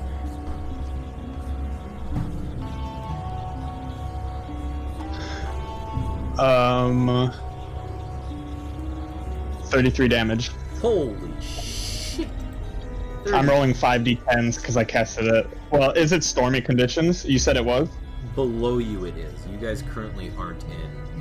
I'll give you stormy conditions. Well, I just have a logistical question. How far up is it? Because my cloud is like over 100 feet above us. Yeah, you guys have 100 feet. Oh, I mean, like, is that cloud outside then? That's what I'm asking. If it's not, then you don't have to give me the stormy conditions. No, technically you can consider it outside. Because, like, if you want to go into the logistics of it, like, the fourth layer of hell is above you. You can see, like, the bottom of it. But, I mean, it's not like you're indoors or anything. You have over 100 feet. With the extra d10, it's 36 damage. Okay, well, those four... There you go. Those four are gone. And then I'm going to use my movement speed to go 5, 10, 15, 20, 25, 30. Right there. Yep. And I believe that should be my turn. Yep. 3. Every time I, like, do another initiative, it, like, resets everybody back to the start.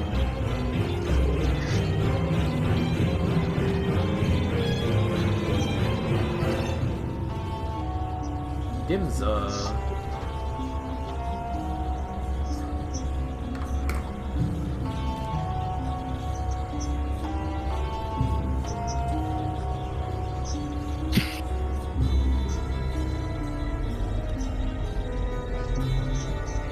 Do what you feel is best, sir. Hey, it's a girl. Old lady. There She can maybe want to go by sir. Who knows?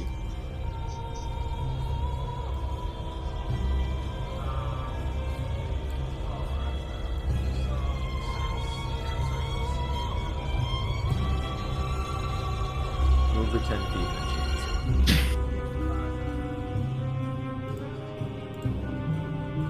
that she'll be able to see.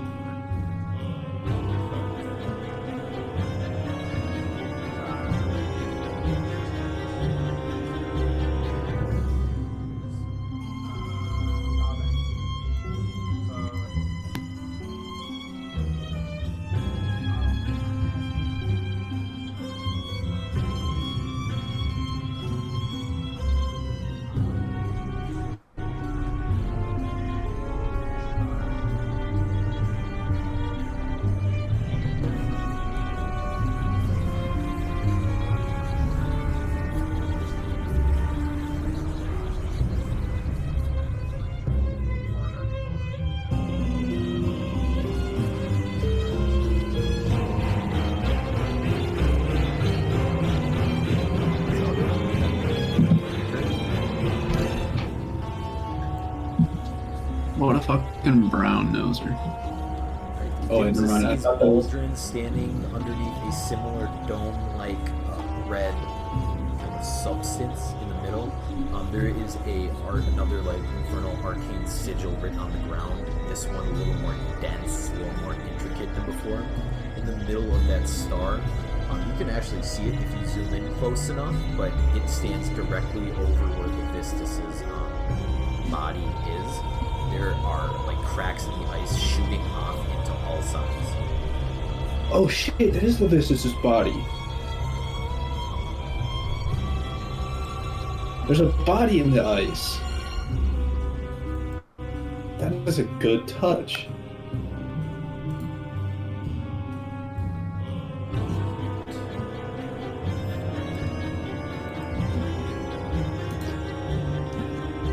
Oh, I thought Baldrin got more. John. Did you say Jonah or John? Jonah. And you're hasted, John, by the way. Oh, I'm hasted? Bet.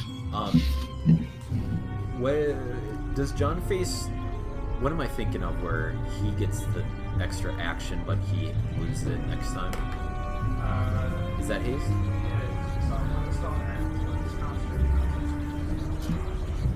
Who hasted me? Dimza. Bad.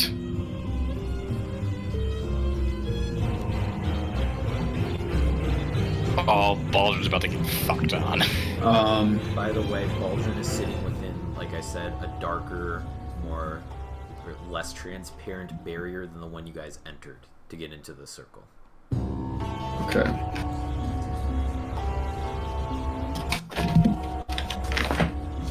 I swear to God, I have to break these fucking rocks. Hey man, there was 10 times the amount of rocks on this map originally. Oh, jeez. Like every red line on here had a rock. Oh shit, a picture. Took me fucking 30 minutes to place all those rocks. Yeah, and an hour to delete them.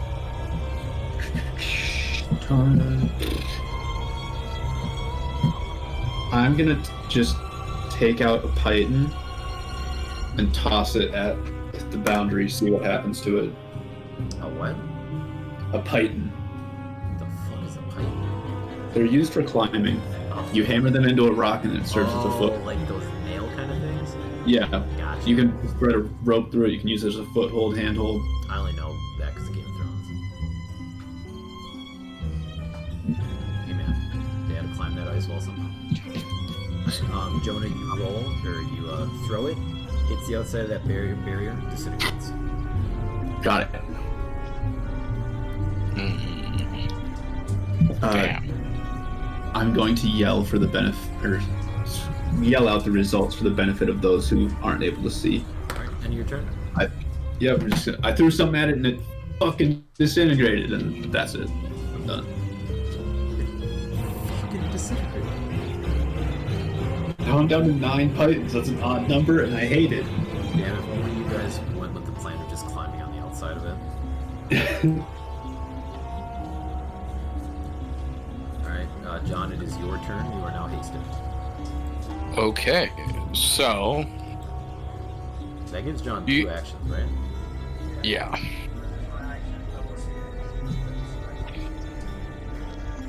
You said the red crystals are taller than the other ones? Or the red rocks are taller than the other ones? Just like barely enough where you guys can like see it. So I can't fire an Eldritch Blast that one? It would have basically 3/4 cover plus. Like,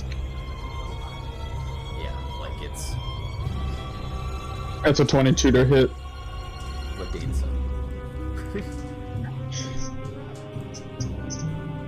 Let's just see what haste gets me. So I get +2 bonus to AC, advantage on dex saving throws, additional action. My speed is doubled.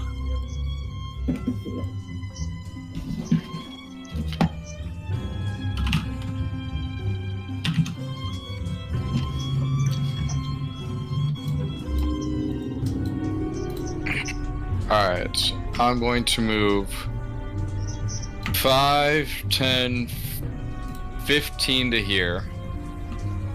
Nope, not there. There. Yep. And I'm just gonna fire 1 Eldritch Blast at Baldrin. I'm gonna try to at least. Alright, roll it. And I get a plus D4 to this because I'm blessed, right? Which is Oh yeah. Oh shit, that fell off my desk.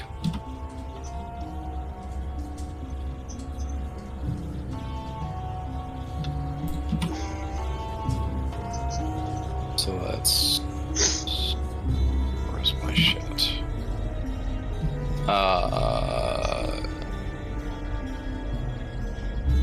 22 to hit. right. Blast is ricocheted off the side of the armor.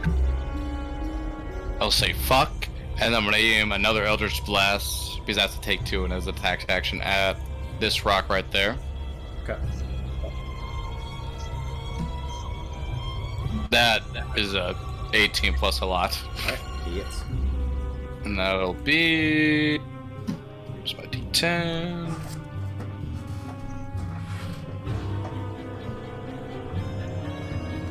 Two force damage.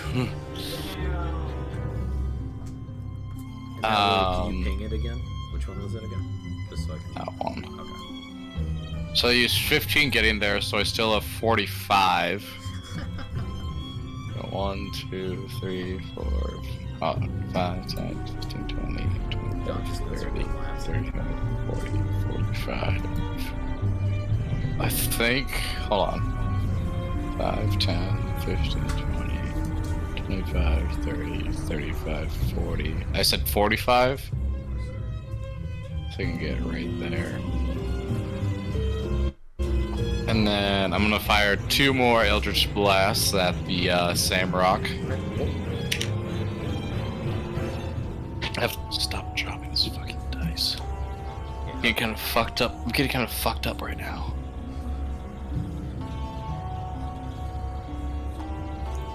That's a same roll. So that hits. So it was an 18 plus. Okay. That's 5 points of force damage. Okay. And my second roll, for my second Eldritch Blast, that's 11, 19, 21. Damage or hit? To hit. Hits. That's 7 force damage. Okay. And your turn? Yes.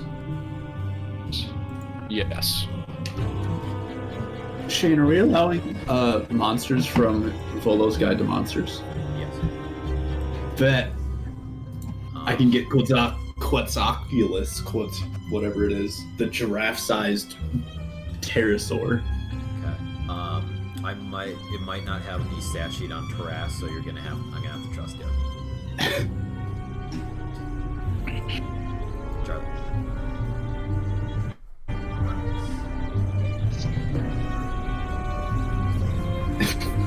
Believe it or not. Jonah, those things can fly 80 feet. Yep. You get to send it after the dragon.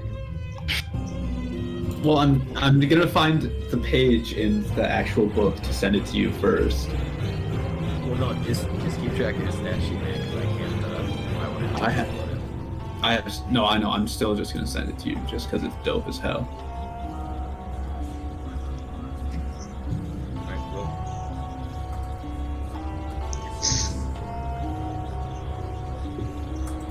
Jesus, dude. You missed both?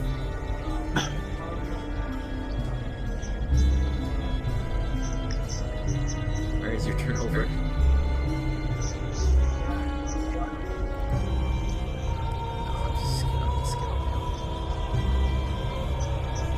Aldrin, Bruno. That's a 9.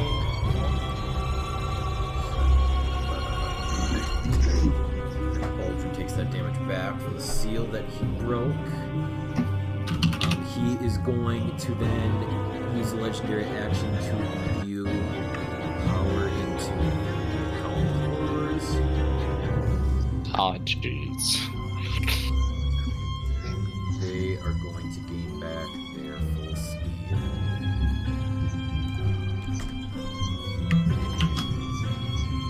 I mean, normal speed.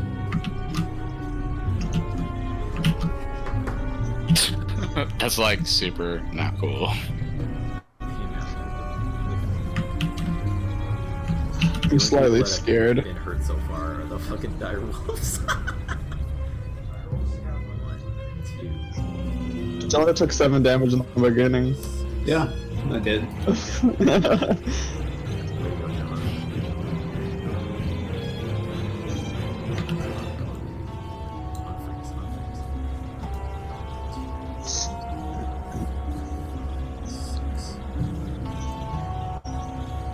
Oh, okay. They basically have twice what they had. Just restoring ancient white dragon. Oh god. Just I can choose everybody. Perfect. So I need everybody to make a wisdom saving throw. I would greatly make that. Everybody gets a +4. 1d4, I mean. Yeah, that's 1d4. Fuck. Unnatural 20. 6. Dane passes, Jonah fails. Oh, that's good. That's good. 19 plus 1, 22. Alright, John passes. Argus got a 21. And Charlie passes. Got 17. Gimsa passes. I need to anybody use else this. not roll yet? Everybody but 11 passed. Jonah, you have failed. You are frightened of the dragon. You can repeat the save at the end of your turn. Okay. So you cannot, make any attacks against it or go near it. Yeah, you can't move north at all. Like northwest, basically, yeah. Or west, yeah. Yeah. Half the cardinal directions. Okay, I am going to once again use my action to use Call Lightning. It's a concentration spell, so as long as I have concentration, we're gonna keep doing this. We're gonna ping right there. Okay. So you'll be hitting that red rock. Yeah, I know. It's time. Oh.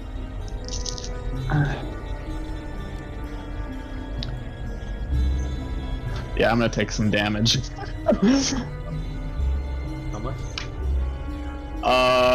38 total. 8 total. Okay, so that would be 19 back to you. Alrighty. I'm down to 41. Okay. But that... Okay. Shatters the rock.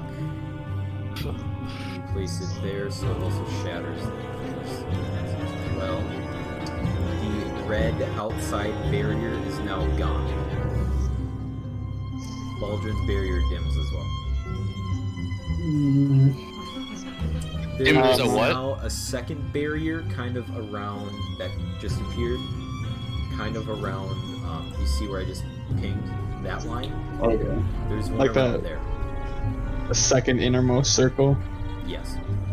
Okay. One appeared around So I'm there in it. as well, but now like the outer perimeter one's gone. Okay. As I'm gonna use my movement, and I'm gonna go 5, 10, 15, 20, 25, 30, right there, and that'll be me.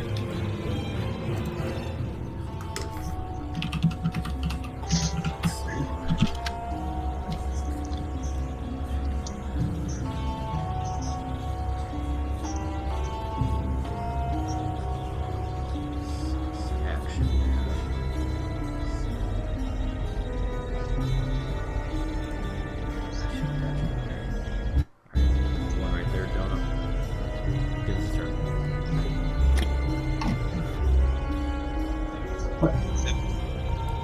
Why is he just standing there? Why didn't he do anything? What the fuck? Use his action dash.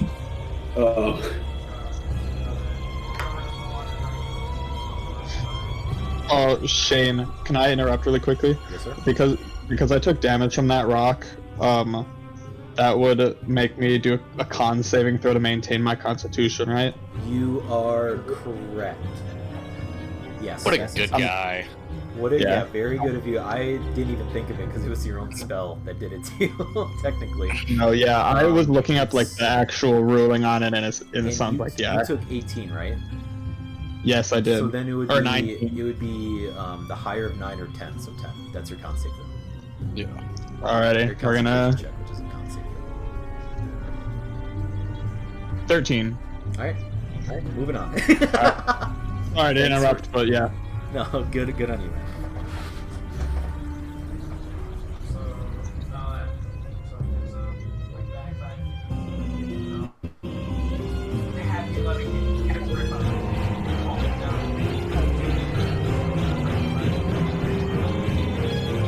Is that it?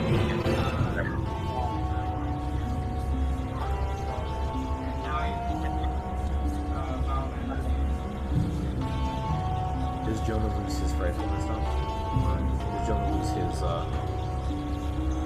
not frightening thing? You said it was an aura, right? Yeah, so which would be within 10 feet. So if you want to go back to the stance, Jonah.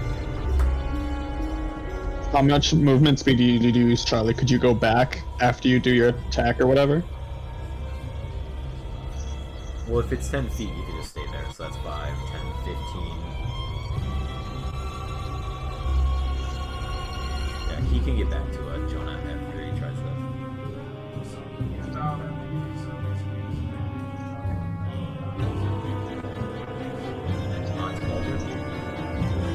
Barrier protects him from that.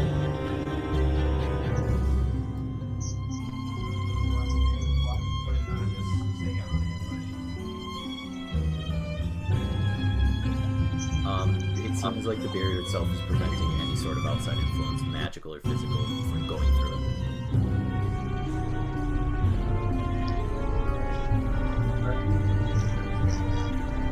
What up, Jonah? What's up? Your turn.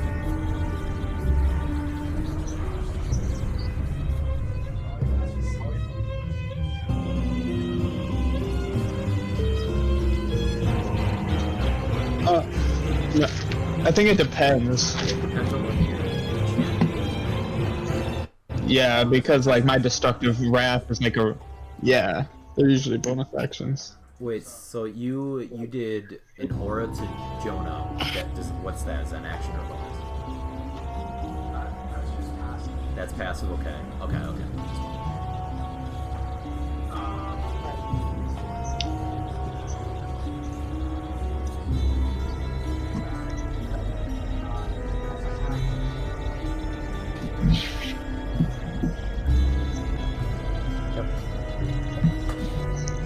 Come on, dickweed. Get for it.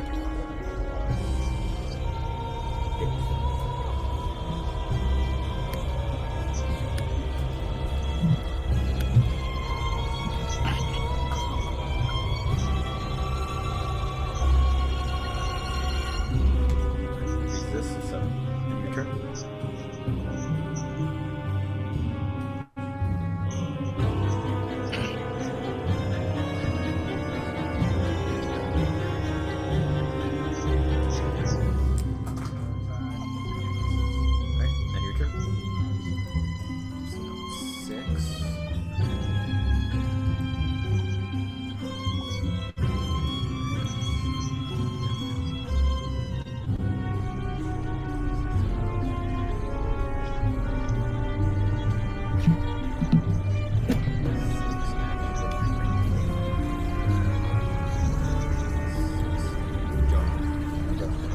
Bet.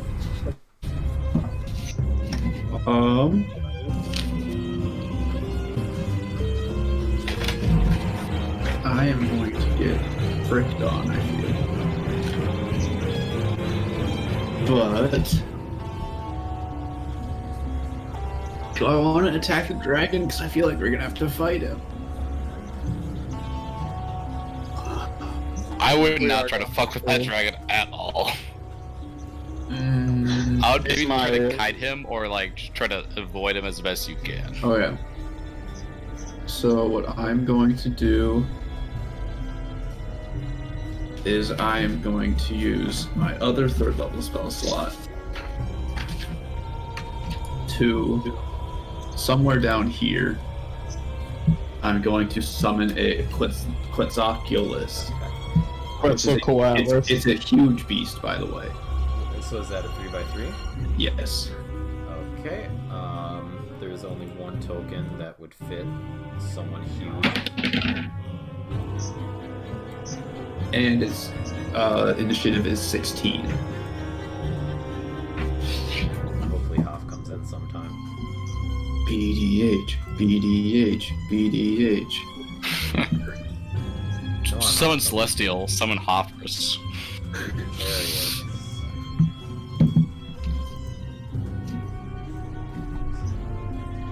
Hopper's been fucking flying out. You said 16? Yes. Calm down. Alright, and because he rolled 16, he gets his turn this round. Hell yeah. Yours is a 17. Hoffrus, headmaster of Inut. What is its health? Max health? 30. Okay. Do whatever the thing says you can do. Okay. I mean, the spell you have to wait because of something. Helmcore 5. Yeah, because I'm not able to do anything with that. So that was that. I have bonus action, but I can't do shit with that. Can't do an action. I can't do anything about this freaking helmed horror that's gonna eat my booty hole. That's my turn. 5. Gang. 1, 2, 3, 4, 5, 6.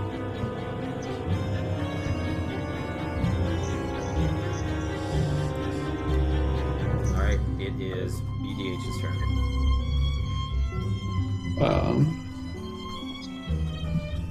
Big Daddy I Hop. think I've only actually... Have I ever actually, like, used that token? Like, I don't have access to I Hoff. just have it. So when I get access to Hoff, he's going to take off. Oh, that's... oh, that's a revoke that,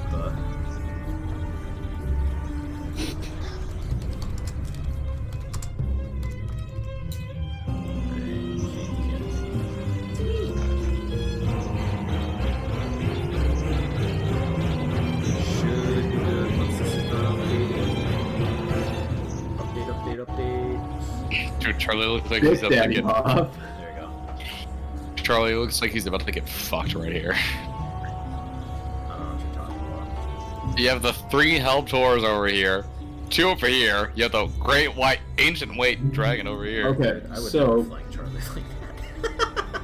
the Quetzalcoatlus is going to use 40 feet of its flying movement speed to come in here.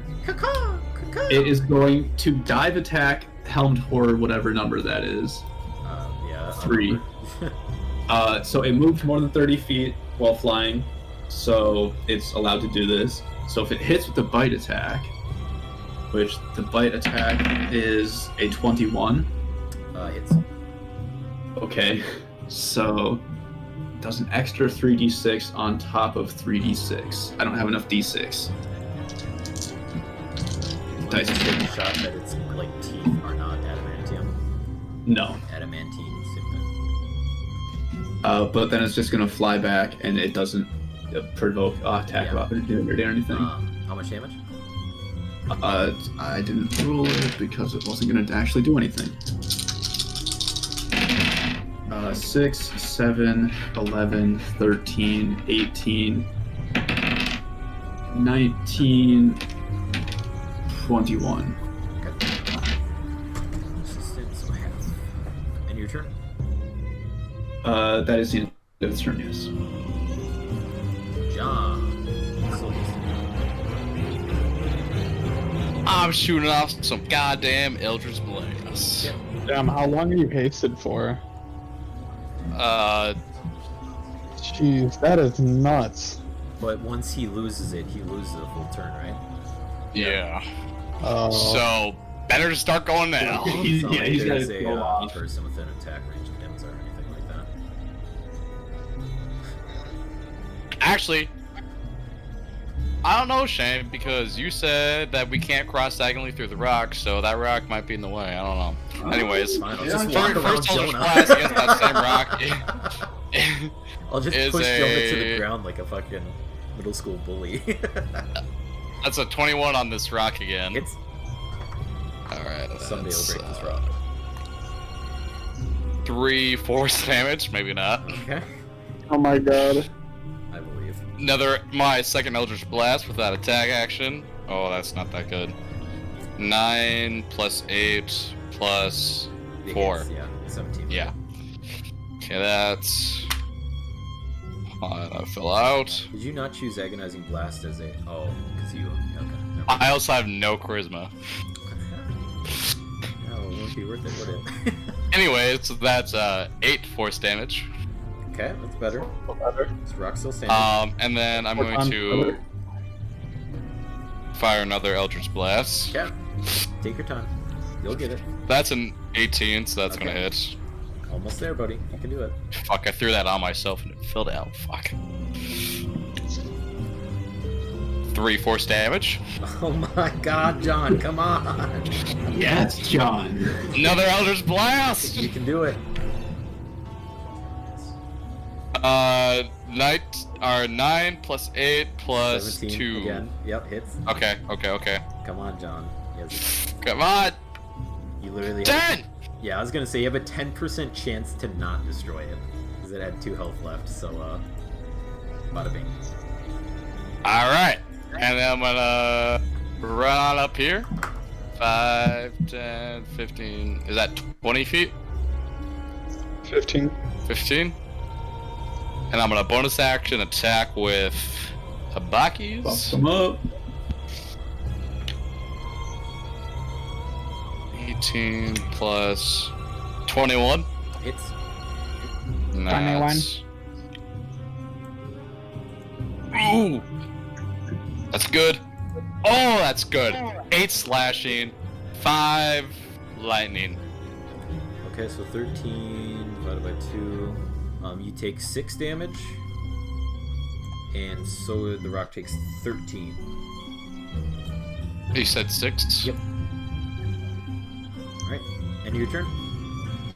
Yes. Still above, I think 1 below my maximum HP, so I'm good. Alright.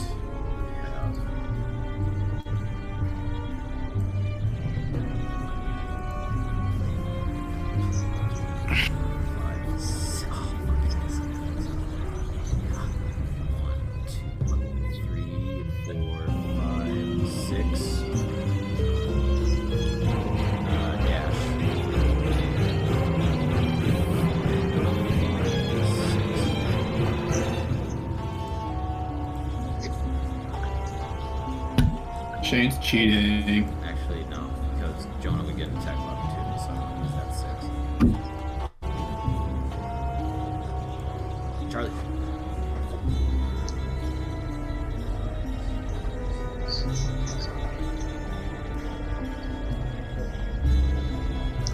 Oh, you should run from that one. Oh, Jonah, make a wisdom saving throw for me, just to see if you Oh get yeah, out of the fray. I'm frightened. Even though it's right now, you're not.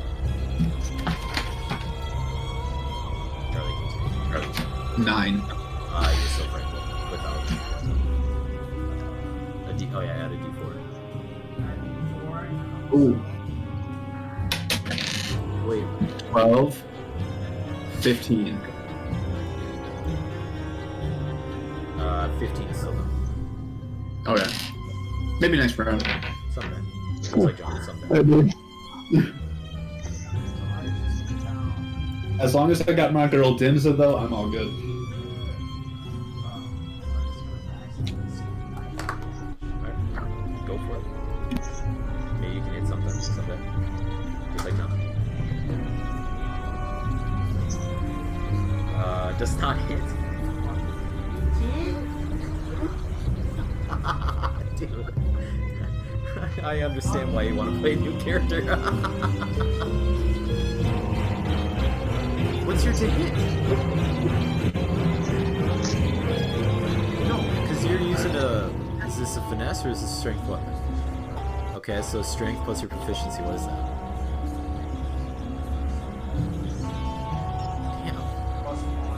Damn. Yo, you have a 14 for strength? You have a 4... Your proficiency should be like 4. No, proficiency is based upon level. Or level 9. Yeah, your proficiency should be 4. My proficiency is 4. My proficiency is 4. Yeah, then you should have the same proficiency as them, dude. Yeah, Jesus, would I be was a gonna 7, say, right? that's off. 17. Or yeah, he gets plus 7. I mean, either way, with that With another 1 to that, you still won't hit, but, you know. A 19 doesn't hit. No. AC was 20. Damn. Okay, well, Charlie, you still have another attack, right?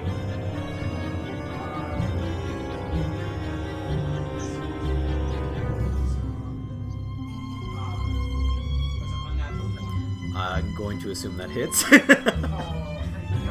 You had to roll. Dude, oh, the AC's 22. Or 20 as well. Not 22, but 20 as well.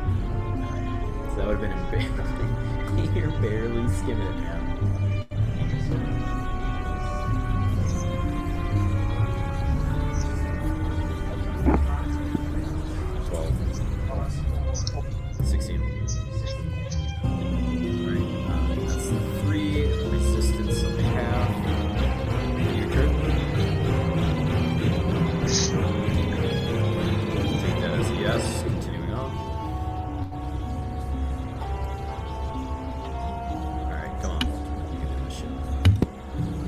Did even did number 3 take damage? It didn't look like it on the map. Let me go back to 3.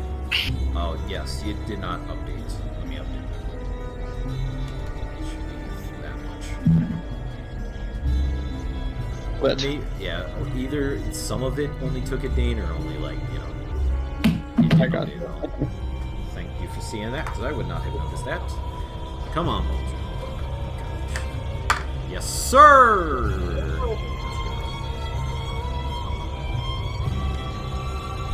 Alright, again, ice cracks louder this time. You begin to see a little bit of blue energy coming from the cracks within the middle. Bulgers looking very, relatively weak from what you started with. Come forward 2. Now we start the pain. 4. Multi-attack from Charlie. It does not hit. Oh my god, Charlie, you have... I rolled a 10 and 11. Hey. Core 4.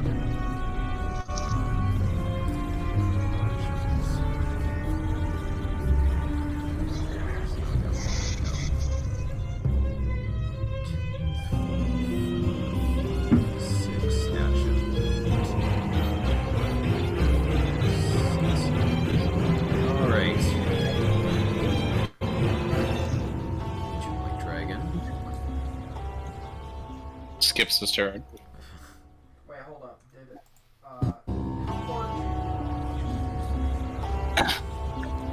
Yes. Oh. You're approaching me? Do your... I won't let you do the movement because you forgot, but yeah, you can do your sentinel. White dragon is just gonna sit there and watch, just right at the board. 7. That hits. Roll for damage. He did it. Remember this shit next time.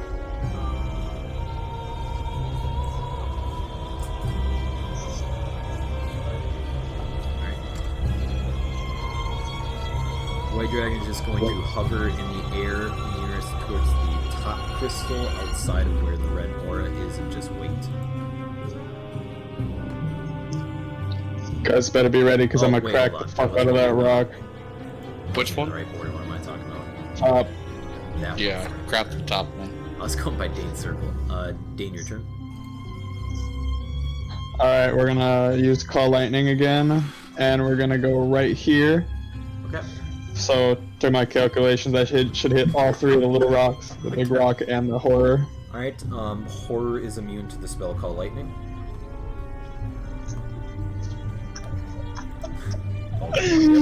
Shade, you fucking I chose 3 spells, man. Oh my god, that's so funny. Because he's immune to the products, I'm like, I don't even need to waste an immunity to inflict wounds. So fuck it. Fuck no. What's the other one he kills everybody with? But roll for the That's rock. exactly it. That's 32 damage, actually. Alright, so these 3... Bada bing, bada bing, bada bing, bada bing. Yep. Alright, anything else? The big one didn't break. Where did you put it again? Just to make sure. Right there. Okay. Big one did not break. Yeah. But it took damage. Yes, you did 32 on it, right? Yeah. Okay, so that'd be 16 back to you. How much did you do on the other one? You did 30 on the first one, 35 on the second one. Say 35 health.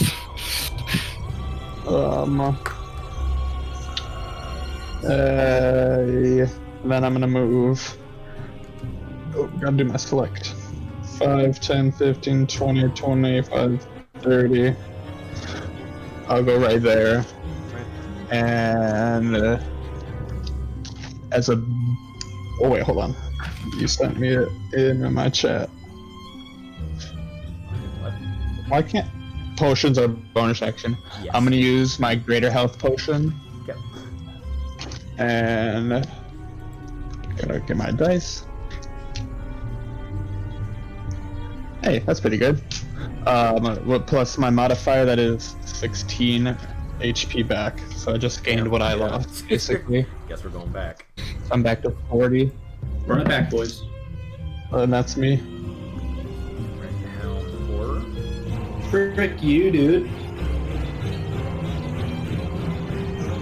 Alright, first attack again.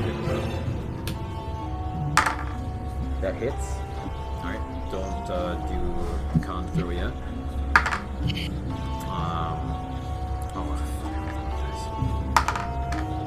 That's much worse than the original dice I rolled. 2 plus 5, so that's 9. So Charlie, make a Constitution saving throw, DC 10. Dims has taken 10 damage first hit.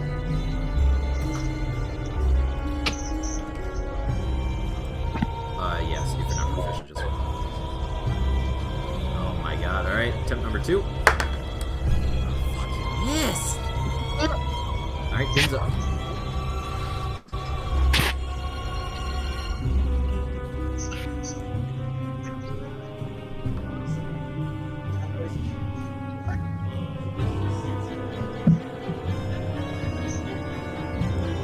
Tim's just like all women. She knows 3 things: be gay, eat hot chip, and lie. Jesus Christ. Eat hot chip. I just want to say, Dimsa is 100%. Dimsa's 100% a lesbian. That's because you guys have been either simping for her at every turn, or have just been. Not even because of that. I'm just saying, Dimsa's a lesbian. Sort of You woman, real answer, badass. Alright, Dim's just gonna make an attack. Hey man, don't speak to Dimsa. Okay. 16 plus 8. Hits. 1. On 1 or 3.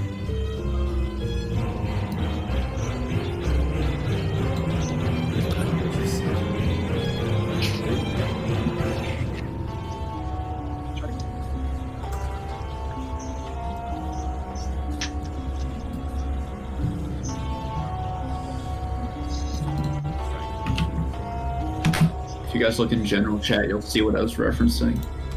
I'm a little scared. I don't know what the fuck chips we have to do with anything, but. Alright, anything else? Tyler? You got permission in general.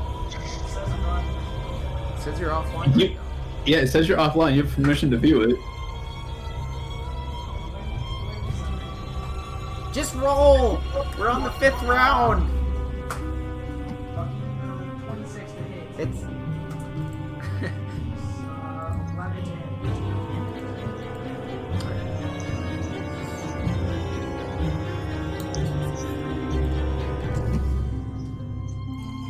Targets can read messages. Yep, should be good, man. And your turn? Charlie, just refresh your Discord. That makes no sense, man. I'll have to Ah, update dude. your,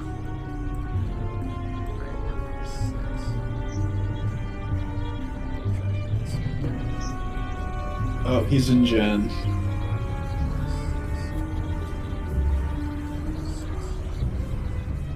Jonah. Yeah, you just said Alright. something. It says, yeah, no, it says you're online.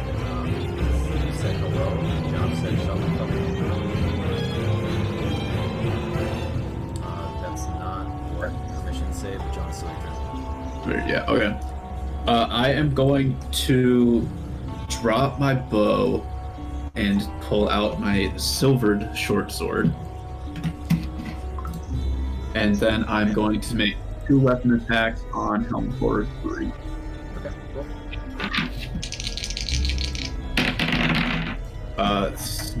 Yeah, they're both gonna miss unless a 16 hits. 16 does not hit. Is that what you rolled? Yeah. Nope, but that was the highest one. And your turn. Yeah, because I can't really move and I don't have a good bonus action. Are you still stuck out or what? Alright. Helmcore's Cool. gonna hold his action. Alright, your bird. Bird. Okay. We are going to... Or yeah, we're going to come in and do the same thing for number 3 again. So, coming in. I got a bop, 18. Does not hit. Damn, okay, and then he's gonna retreat. Alright. John, somehow still hold on to the haste. Yep. Eldritch Blast at the fucking rock. 24. To hit. Yeah. Yes.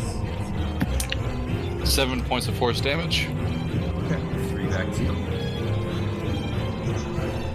And What's your health at right now? Just make sure our numbers let me double check. I have I thought 61. you said 3 to me? Yes. I'm at 62. Okay, well, 62 it is. I know it's a big I might be off. Nah, you're I fine. don't think I'm off. Okay. Alright. Use one health up. I'm gonna need all the health I can get, but... Anyways. 14 plus 8 plus Hits. 4 again. Okay. And that is... 5 points of force damage. Okay, 2 back to you, so now you're at 60 flat. Yep. Anything Oh else? shit. And then I'm bonus action attacking with Ibakis. That's that hits. That's an 18 plus Hits. 8 Yep. plus 1. D8. 4 slashing and 3 lightning. Okay, so 3 back to you. I didn't realize that bitch popped up on me. Peekaboo, motherfucker. And then I'll, I guess, Eldritch Blast it again, because I'm hasted. Jesus. Okay. I get 4 Eldritch Blasts. 18 plus Hits. 22. Okay. 5 points of force damage. Alright, 2 back to you. Okay. How much fucking health does this thing have? Shit. I don't know how much damage I've done to it. 34. Last Eldritch Blast. I've done haven't been 34. closing any of these rolls, guys. This is fucking... That's a natural 22. Okay. Wow. Double So the it's dice. dead. Roll the dice. I mean, you're gonna take damage. That's a 6. That's a 5. Okay, so you did 11. Yep. Okay, so you take 3 because the max health increases with each one you destroy. Oh. 6 health left. Another one is destroyed. Wait. Perimeter, that inner perimeter that there is now, very weak. End of your turn. And then I'm going to move because I have a fuck ton of movement. Get over here, Zeilgus. Yeah, I'll go 5, 10, 15, 20, 25, 30, 35. If he hits me, I lose concentration on the fucking call lightning. I'll move right there. I'll mean, say it you won't should get up. End of your turn. Go ahead. you should probably call lightning like right there or right there, something that we can get through here for. Or I was actually, focus thinking to focus hit on the that rock. rock, yeah. Yeah, maybe focus on that rock. Trying to get first. rid of haste on John. That 19 hit on Dims of Charlie. Alright, 6 plus 4, so 10 damage to Dims. Make a constitution save, or concentration check. Constitution save. DC 10. Oh, fucking Christ. Alright, gotta use another one. Dims is at 55 health I have. Alright, that is a natural 20. Oof. 3.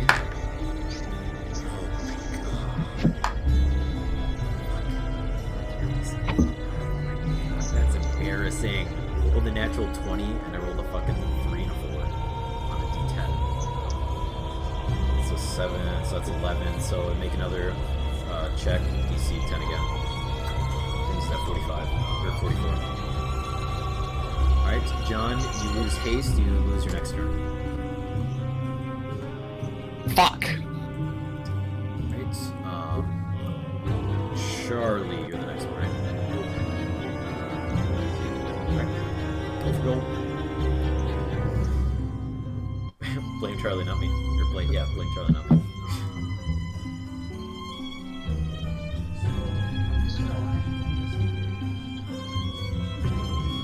Yes. Yeah. You'd have to move diagonal to the right.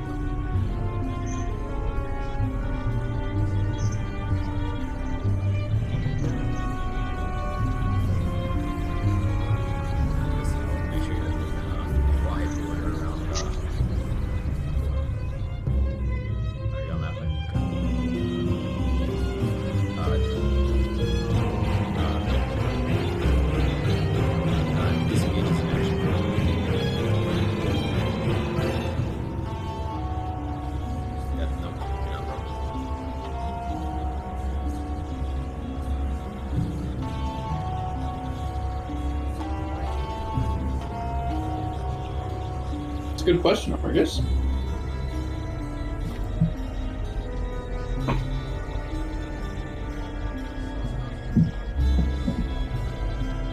I'll tell you what Jonah can do. He can take another dab.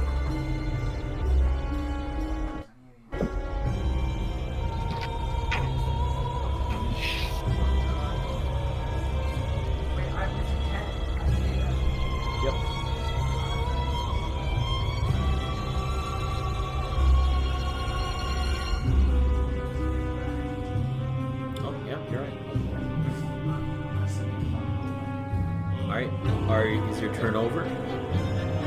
Okay, you are outside the inner circle, so the white dragon is going to use his legendary action to do wing attack. Make a dexterity saving throw for me.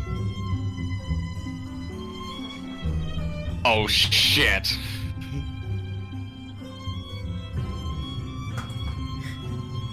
Well, that's fucked. Okay, you failed DC 22. You take 2d6 plus 8 as it uses its wing attack. You're lucky it can't use its breath on a legendary action. But it still has another turn before you go, so.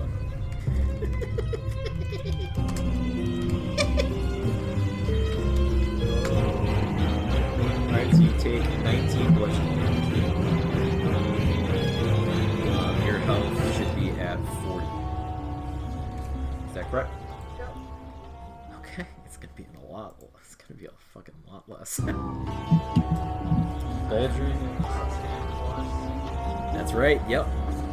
DC would be 10 still. DC's 10 for the constant. Oh shit! Half I the forgot. damage or 10. Whichever. Okay, so nobody has bless anymore. Cool. I didn't even use it. All right, Baldrian. Not as good a roll that time. You freak. He didn't take damage. Oh, because he didn't hit. Baldrian didn't hit.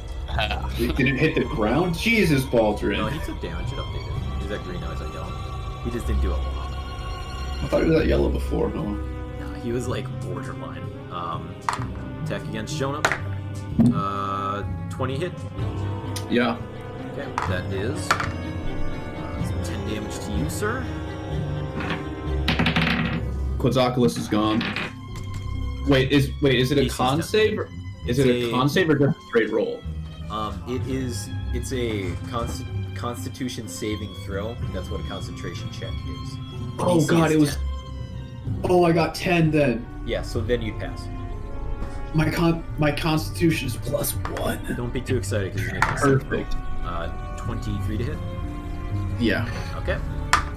Alright, that is another 7 damage back to you, making another DC 10 Constitution 19. saving throw. Okay. Big Daddy Hoff is still up. I have your health at 48. I didn't even pay attention to how much damage I took, so I'll believe you. Okay. I hope you believe me. Oh, and Charlie, we're getting so close. If he rolls a 5 or a 6, you're probably gonna die, just so you know. I have to do a recharge.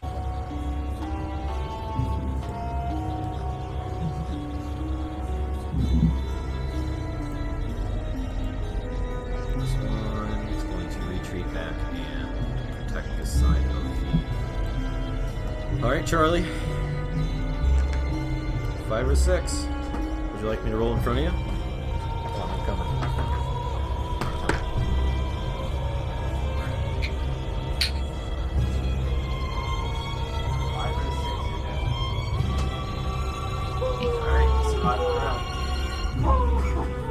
Charlie, get the fuck back in. But 1, 2, 3, 5, 7, 8, 9, 10.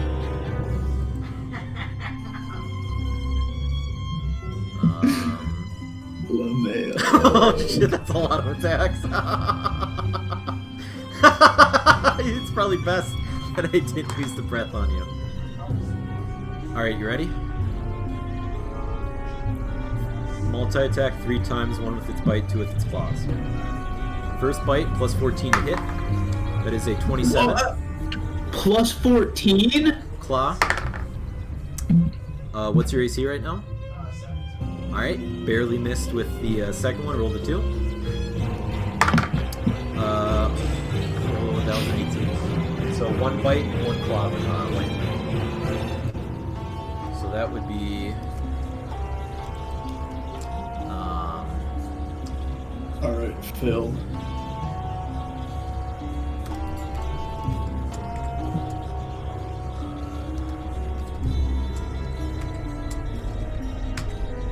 Alright, so that is 35 damage. Oh. Charlie's at 5 health. And you're within its attack of opportunity. Dane. It was 2d10 plus 2d6 plus 8. Or 16, I'm sorry. It was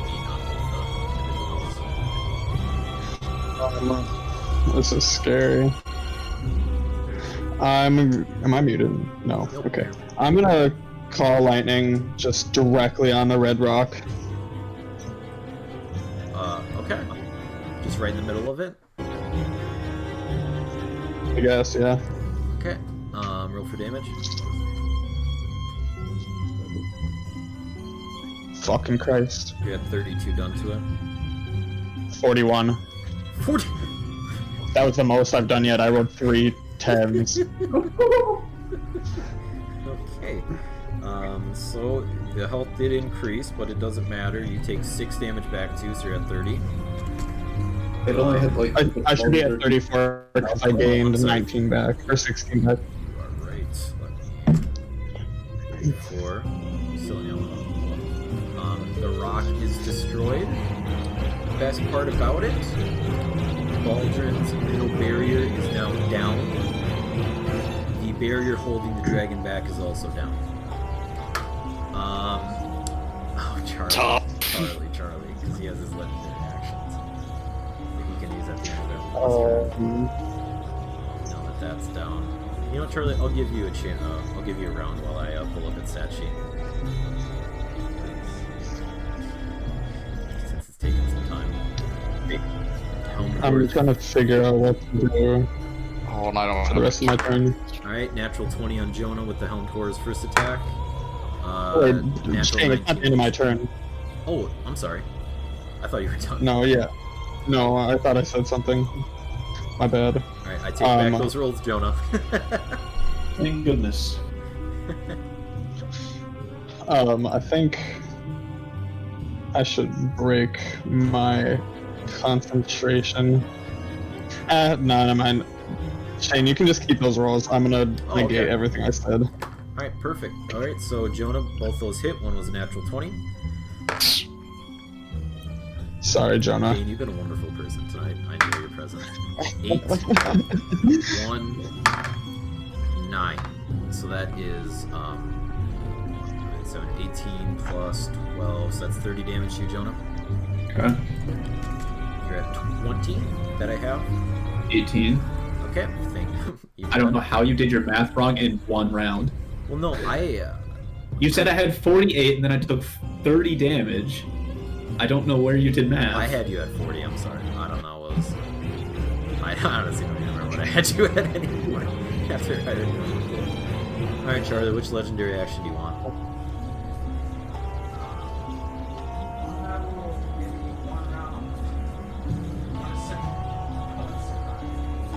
Give him like slow or something.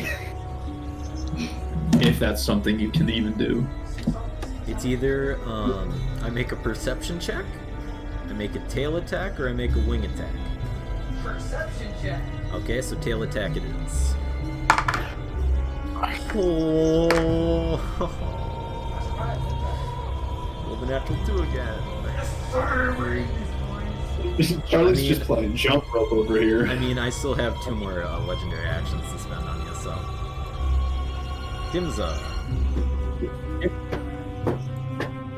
Dimza runs past everybody and heals Charlie.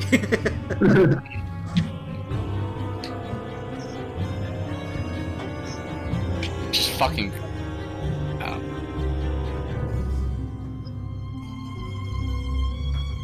Shane, I have a question. Yes, sir. If I were to push somebody out of range, would that provoke opportunity attack? If you pass a check, yes. Or if you pass a check, no. Oh, sweet. Athletics check, probably DC 15. Athletics is willing. Hear that, Dimza? Pushing doesn't trigger opportunity attack. So if at the end of your turn you want to be 5 feet to the right.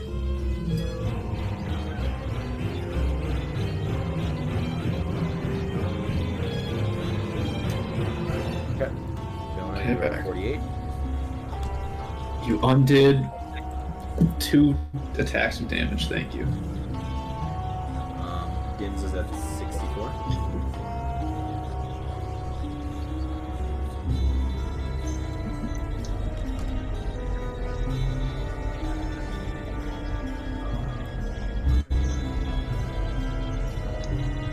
Baldric? Okay.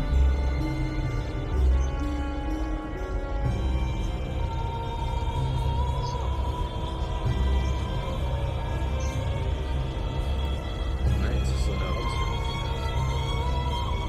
Number 6. 6. John, can you share this round?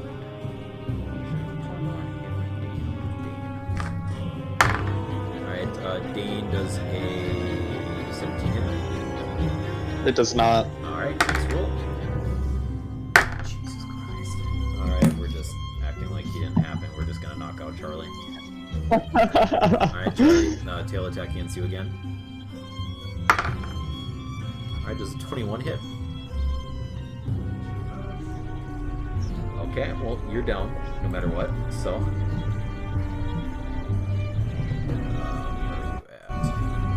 Is he able to do enough damage to insta-kill him there? Not to insta-kill, but definitely to knock him. Minimum he can do is 9, so... Alright, you guys just see the tail wrap around Argus and just throw him to the ground. Knock out Jonah. Right. So I'm not You're going gonna to push do... him to be in action. Yeah, I'm not going to because it's not going to move her out of opportunity attack. She didn't move. So I'm going to draw my other short sword. I'm gonna leave that there, and we're gonna take. Wait, I can just do that. We're gonna take 3 short sword attacks against Helm Horror 3. Because now that I have 2 weapons, I can do 2 weapon fighting. So the lowest is a 17. Miss. The second lowest is a 27. Then that means the other. Or a 20. Or a 25. Sorry. So short swords are d6s. 1 second, I have to look at shit. As I pull up my editing summaries. Monster Slayer, I get to do another d8. I don't get those. Yeah, this is all get shit, okay. 3, 7, 10, 1d damage.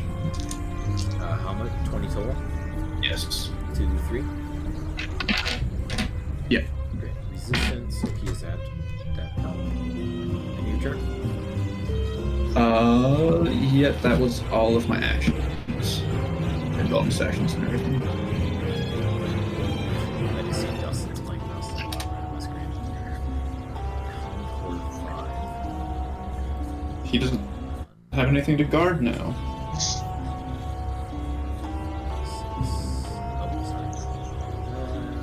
Action. 6. Dane, did you ever? No, you passed your concentration check. All right, Yes, sir, I did. Thick Daddy Hoff. Okay. Your bird has still somehow managed to survive this entire fucking thing. Mm-hmm. It's beyond me, man. If it ain't broke, don't fix it. Same as always. It's only worked once. It missed. Okay. Going back. Better bet your ass. Alright, John skips his turn. Helm Tor 1. 2 attacks against Dimza. 17 hit. Alright, and that one does not hit, so only 1. That is 10 damage to Dimza. Alright, try to make a death saving throw.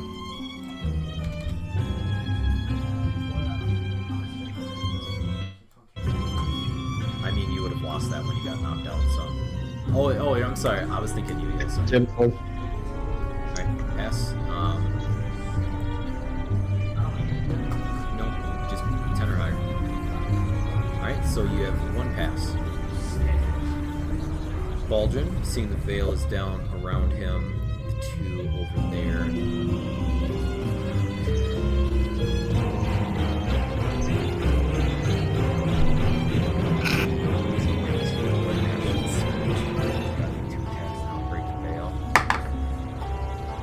Why did I roll?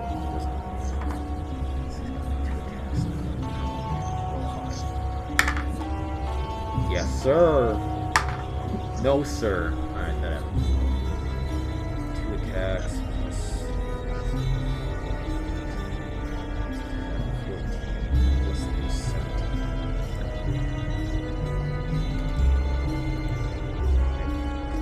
Baldrin in like several quick swipes, just stabs at the ground recklessly, just trying to break this as quick as he can. He looks very weak right now, and the seal that he's standing over is breaking open. You can begin to see cracks begin to shoot out towards the corner of the area that he's standing in. More blue light begins to emanate from the middle of it. He's looking close.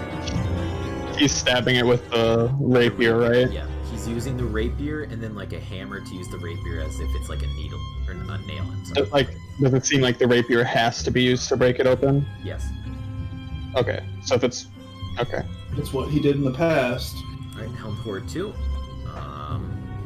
just making sure that like I won't destroy it.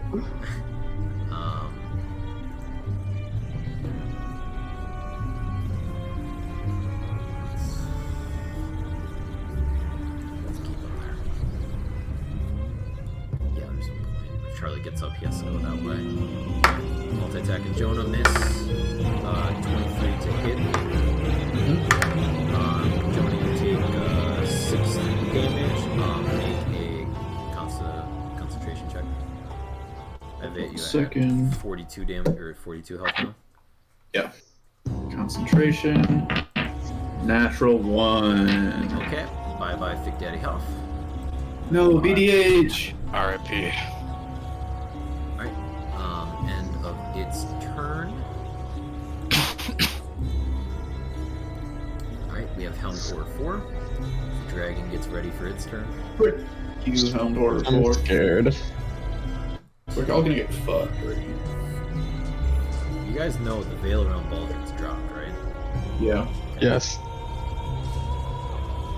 that's as far as you can get. Nobody's really had turns. Alright. I don't really have a way of getting to him there right now. Alright, Charlie, I'll have you read out the roll. 5 or 6. 5 or 6. No, it doesn't count.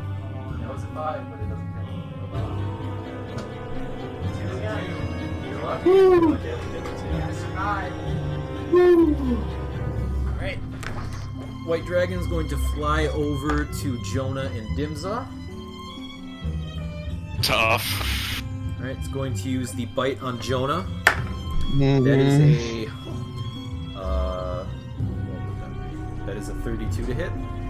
Oh my god. Take a wild fucking guess. It feels good, man.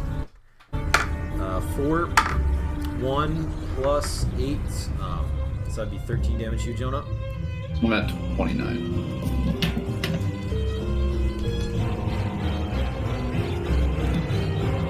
Right. Dimza gets 2 claw attacks on her. 31 to hit. 29 to hit. I'm gonna torch a dab it for a second. If I get attacked, just yell at me. So it'd be... Oh, not 40, 20, Jesus. Dimza takes 42 damage. Oof.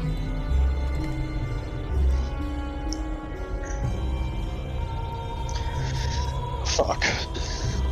Alright, Dane, you're up. Well, we're gonna hope that this does something. We're gonna, because I still have concentration, we're just gonna go straight for Baldwin, right on his freaking face, right on his body. Alright, roll the hit. Or, and, no, I mean, hit. yeah, I'm gonna use my Channel Divinity to do max lightning damage, so have him make a dex saving throw. Okay, legendary resistance, so what's half? 30. 30 is half. Yes. Ooh. Baldwin.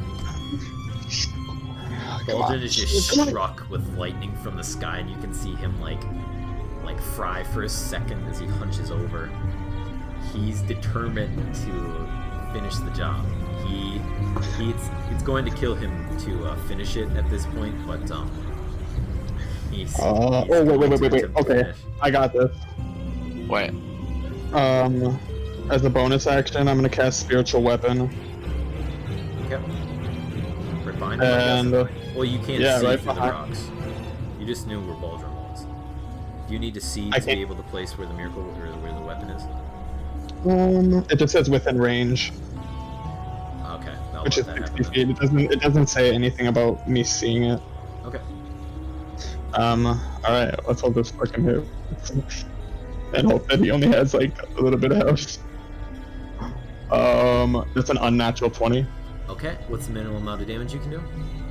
Uh, I would assume greater than 1. 5. 5? Alright. Are you going to knock him out or are you going to kill him? Oh.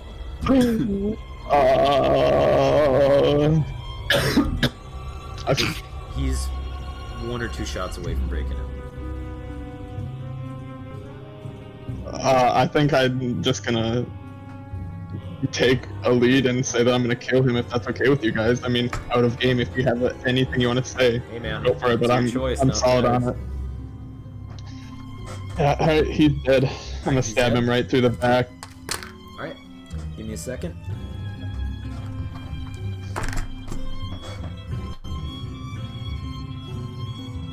Gotta pull up my endings. Tough. Alright. Alright, so you killed Baldrin and he did not break the seal.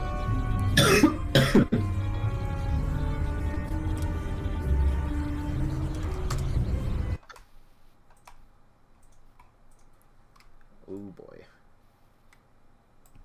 Shane goes, this is the worst possible ending. I have 4 endings.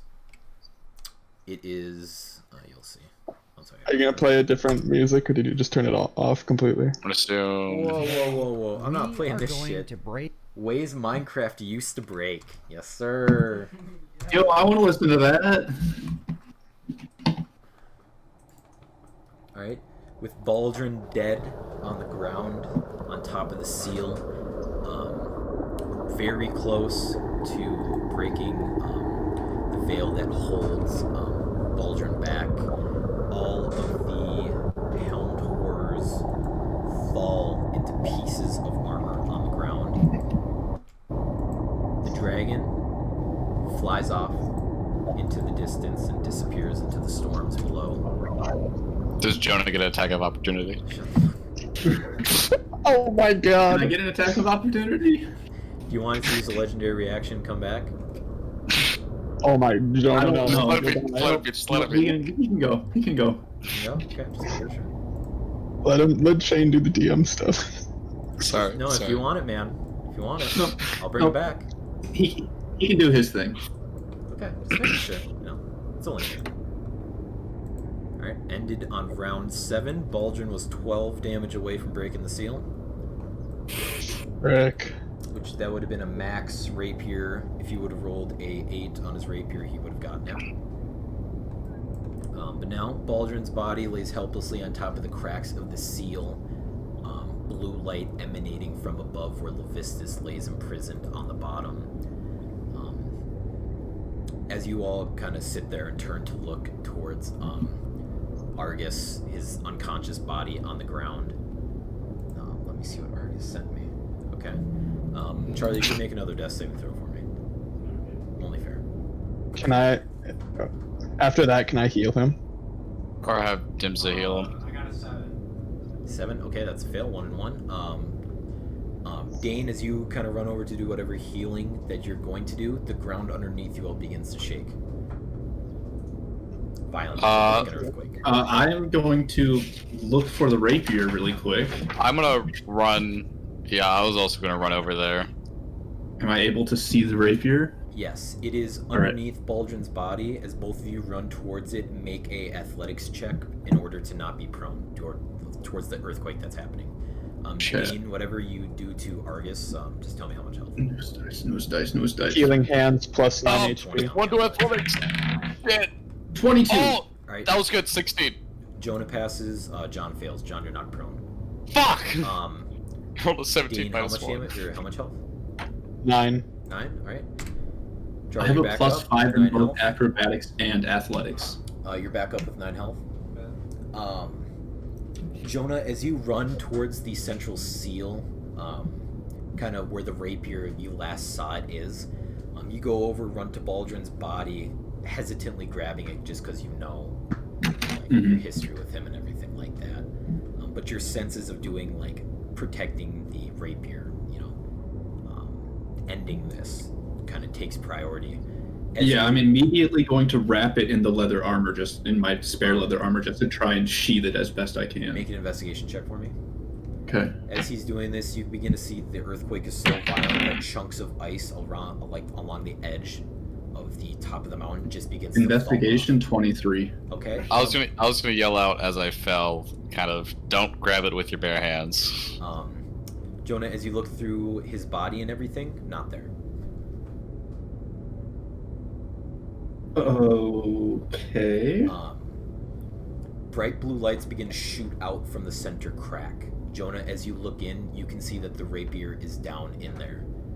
As you begin to slowly reach in, using wrapping that you have to cover your hand, as you reach down to grab it, you are blasted back with air pressure as your body is thrown backwards.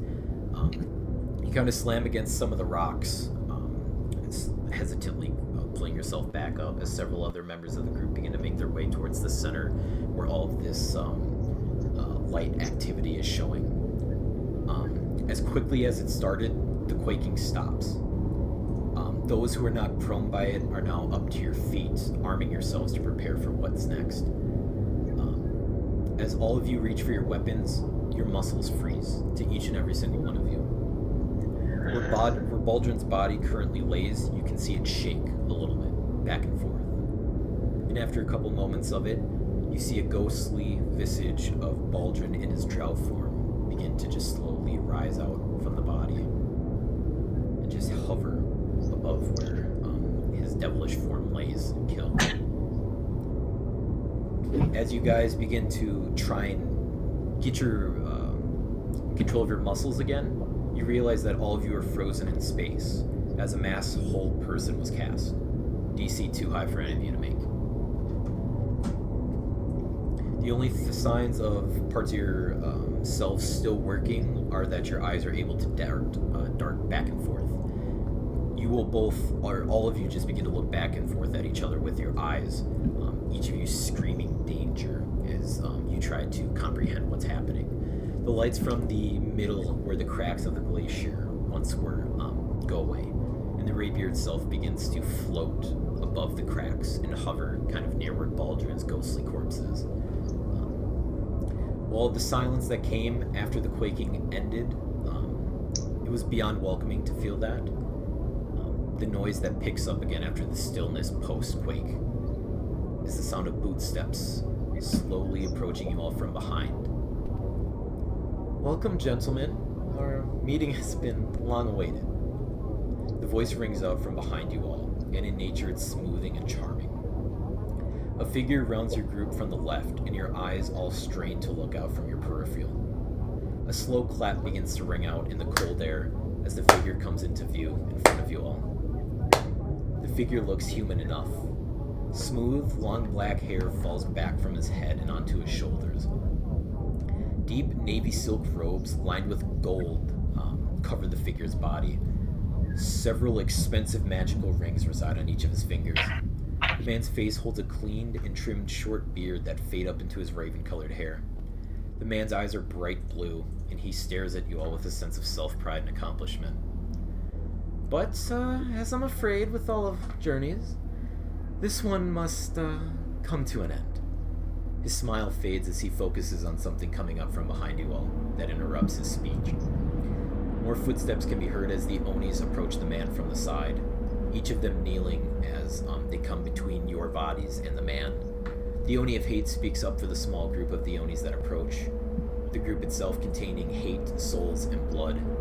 In Blood's arms sits the unborn body of Skulls that was just recently killed. My lord, our duties have been complete. We have lost a brother and been betrayed by one. I ask your highness to give us leave to return home. The man slowly approaches and puts his hand on Hate's shoulder. I know you have suffered from our deal. You shall receive what was promised. With the drow being presented before me and his land being ripe for my arrival, you all can leave for your home whenever you please. I will not hold you back. If you wish to stay and still be a part of my army, you may do so. The man replies as Hate responds back feverishly, kneeling down so low as if to kiss the man's feet. Thank you, my lord. We will leave the traitor behind so you may do with him as you please. Plague still remains in the cursed land until you have no further use for his skills. With the flick of the man's hand, a portal opens from behind him, and through it you all can see a cold and mountainous landscape. The Onis nod their heads towards their master and walk toward the portal. Oni of Blood stops before entering, giving the body of Skulls to Souls, and turns around, bidding his brothers farewell. I will not leave Plagues alone to fend for himself in this land. I will return with our brother when my task is completed as well. Souls turns to the man who is smiling generously and towards the Oni as the Oni teleports away, leaving only Blood to remain behind as Blood himself teleports away, not through the portal with his other brothers. Levistus turns back towards you all, facing each and every single one of you, a big smile riding on his face. Now, where were we? We have a lot to cover. Where shall I begin? Levistus approaches Glandor and studies the Aasimar closely. You are a tricky one, aren't you? The divine has wasted your potential, my friend. Such a strong warrior to be torn asunder by two deities who vie for your attention. The lightning god destroying your family and life, while the death god tries to build it back together. Ironic, isn't it? I see a great opportunity in you, my friend. I've seen the destruction you've wrought on my forces. Join me. The question from Levistus acts more of a demand than a question, but nonetheless you feel your mouth become movable again as the Archduke awaits for an answer from you, Glandor. I'll look him sternly in the eye and begin. I fear that I do not have a choice in this matter. What will you do with me if I say no? He chuckles to himself and he goes, well, I won't take you. Hesitantly, I don't feel that would be a good bond between comrades. Well, my plans for you all isn't instant death. Well, for most of you. He kind of looks down the line opposite of where you're standing currently, Glandor, and eyes Zeilgus. He turns back towards you. I'll just... well, spoilers, I guess, but most of you and your friends will be free to exist in Stygia after this, since the great help you provided me today.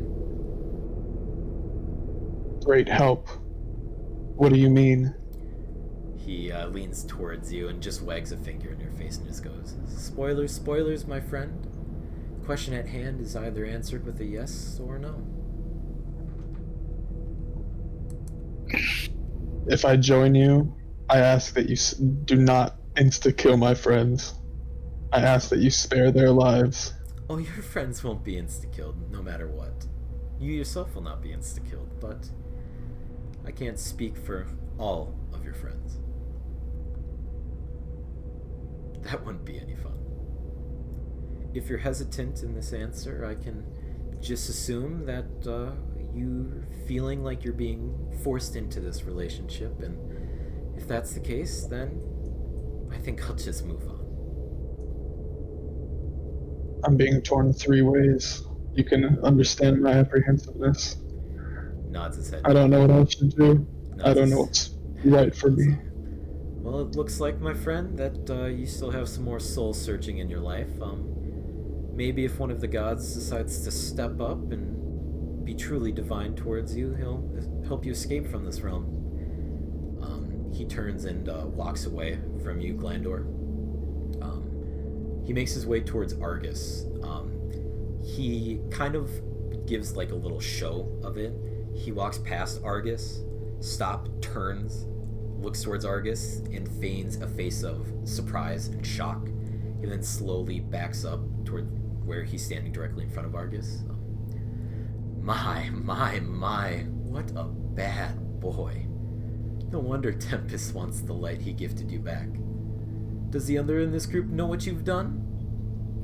Levistus feigns shock after he asks that question, knowing that you can't give a response. Don't tell me he doesn't know. You know what they say about secrets, my friend. They aren't much fun.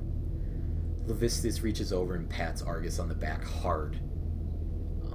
He finishes his talk with the Paladin by saying, "Oh, don't worry, my friend. Kent can always make great use of a fellow brother in arms. Your paths cross in a surprising amount of ways." Levistus holds his hand out. "Will you join me, Fallen One?" Argus, in a similar fashion to Glandor, feels his mouth become movable again. What's your response?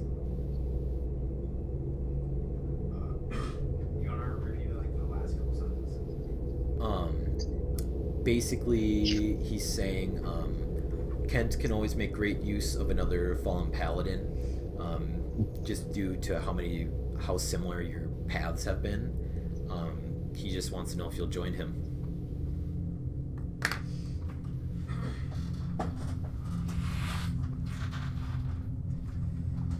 My path. Argus comes outside. My path has been decided the day I was born. The day I entered this world, I was a follower of Tempest. I'll follow him.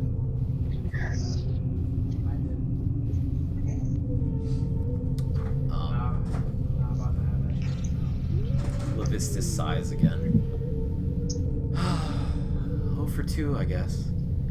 He then makes his way over to Dimza and begins to stroke the tiefling's hair. My sweet child, look how strong and beautiful you've grown. It's a shame you and your kind openly defy me. It could have proved useful for my plans in the future. How embarrassing it must be for you to take sides with the devil who helped kill your father. I wonder what his soul has to say about this. Behind Levistus, you can see a ghost fade into view, similar in shape and form to Baldrin. But this one depicts a large, red, muscular tiefling man. The man's hair is absent, intentionally cut bald. He holds a thick beard upon his face. The man's horns are curved and stretch far up into the air, much like Dimza's. His stomach holds dozens of stab wounds in it, small portions of stomach and guts making their way out into the light of day. The tiefling man slowly reaches out to Dimza, shallowly murmuring her name out loud. Dimza begins to cry. Her eyes fill with rage as they focus on Levistus. Shortly after, the spirit of her father fades away. Oh, do keep quiet, child. The adults are talking. Levistus says this as he turns and makes his way over to Yeleven, chuckling louder than he's previously chuckled as he approaches the elf. Your choice of friends is shocking, young one. Most of your friends here, Levistus pauses and gestures towards the rest of the group, are murderers, liars, ones who put their own self-interest in front of the realms. Even with that being the case, that pales in comparison to your brother-in-arms over there. Levistus jabs a thumb back towards Baldrin's dead body, the ghost still floating there, head hung facing the ground.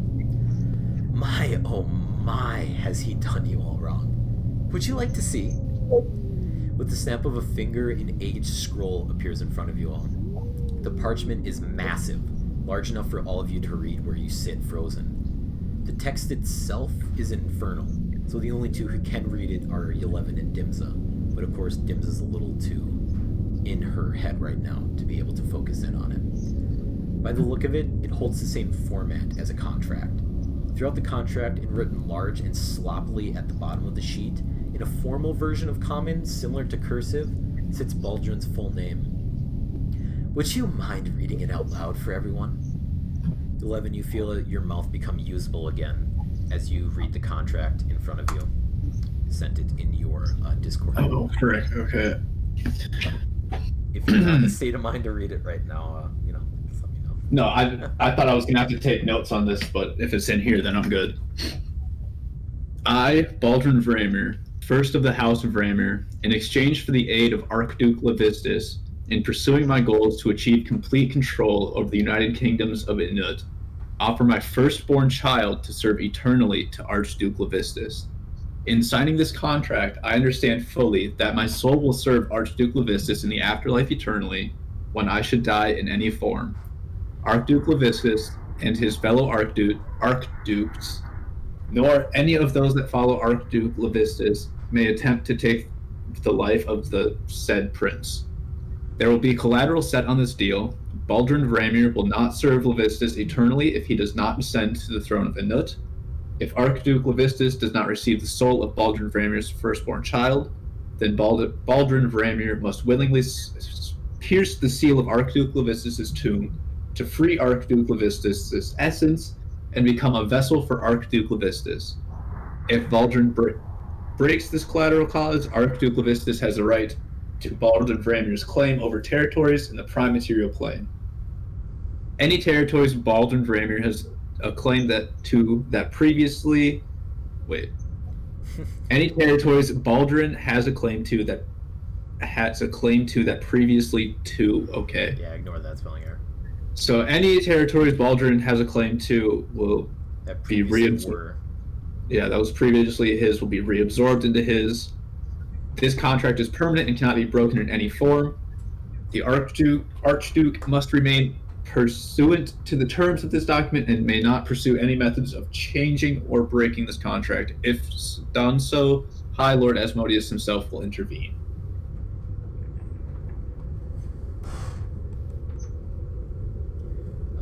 Levistus smiles at you while you say that, and just goes, well, let's think this out, shall we? I have the soul of this man, yet, he hasn't, broken me out, has he? He turns towards Baldrin. So what does that mean, my friend? Baldrin, of course, doesn't speak up. He holds his head, facing the ground. You begin to see Levistus channel a strong amount of energy within himself. You begin to see that he's coming to you all similar to how Baldrin projected himself before, as you see his form kind of fade back with the amount of energy he's channeling. Far out in the distance over the empty expanse of storm clouds and such, this high up on the tomb, a large, very massive outline of a landmass begins to appear in bright blue colors. After a couple seconds, you begin to see rock form coming through this outline of the landmass and begin to slowly fall, continuing downwards. From what you guys see, it looks like the landmass, whatever it is slowly coming downwards, so you only see dirt at the current moment. Originally, I had planned on killing you all immediately for allowing the soul of the child to be claimed by someone else, but bringing Baldrin to me like this gives me an ounce of forgiveness. Only an ounce, however. As Levistus trails off with a toothy grin, he turns towards the final member of the group, Zeilgus. Now we finish with you, O Cursed One. Baldrin has never stopped talking about you since you pulled that stunt with his brother. My, was he mad. Honestly, it was me keeping him from storming your ship and killing you all on the spot. Zeilgus, you feel your muscles come back to full muscle range as Levistus turns away from him, walking towards Baldrin's dead body. You see Levistus begin to absorb Baldrin's soul into his hand, and after Baldrin fully disappears, permanently gone, you begin to see this projection of Levistus begin to lie down inside of Baldrin's body. And after a couple seconds, the two forms merge, and Baldrin stands up. Baldrin's body kind of adjusts his clothing, rubs some of the snow that was on it, and with a hand he summons the rapier into his hand. He gives a few little cuts into the air, seemingly readjusting with his long separated weapon. However, my friend, your master has been a thorn in my side for quite a while now. If it wasn't for that abomination attempting to return to the prime material plane on Ipswich, none of us would even be here right now. Shane, am I able to speak? No, he closed all your mouths as soon as he was done with you. Seems like he's been waiting a while to give this speech. I would have my child. Baldrin would have his kingdom and his wife. And all of you would go on living whatever miserable lives you had prior. He pauses for a second and ponders. But let us not dwell on the past. Baldrin begins to slowly approach you, Zeilgus. From where I see it, me and the drow would like a chance at cutting your heart out and feasting it to the rest of your merry band of adventurers. But I am fair, and in the end, you all can't stop my future plans at this point. The rapier laying helplessly on the ground summons, again, he's just kind of toying with it in his hand. It begins to glow brilliantly the longer it reconnects with its master. Levistus turns to face Zeilgus one more time, nodding for him to grab Ibaki's grasp that lays on the ground. Quick spar. I haven't dueled in many centuries. I've been waiting to stretch my muscles for some time. You and your friends may leave untouched if you tag me only once. I will go with my plans and we will never encounter the other ever again. If I tag you, the rapier will instantly destroy your body, even with just a little prick.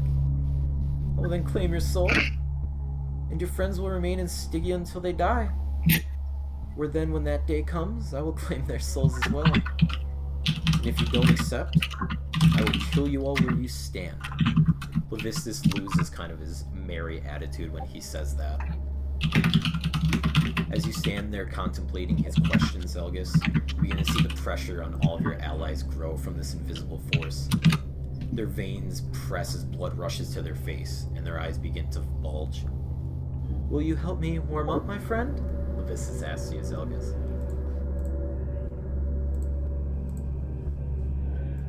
Shit.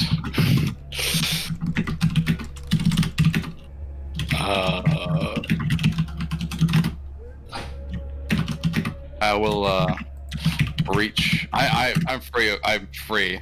Yeah, and he like you have your weapon and everything.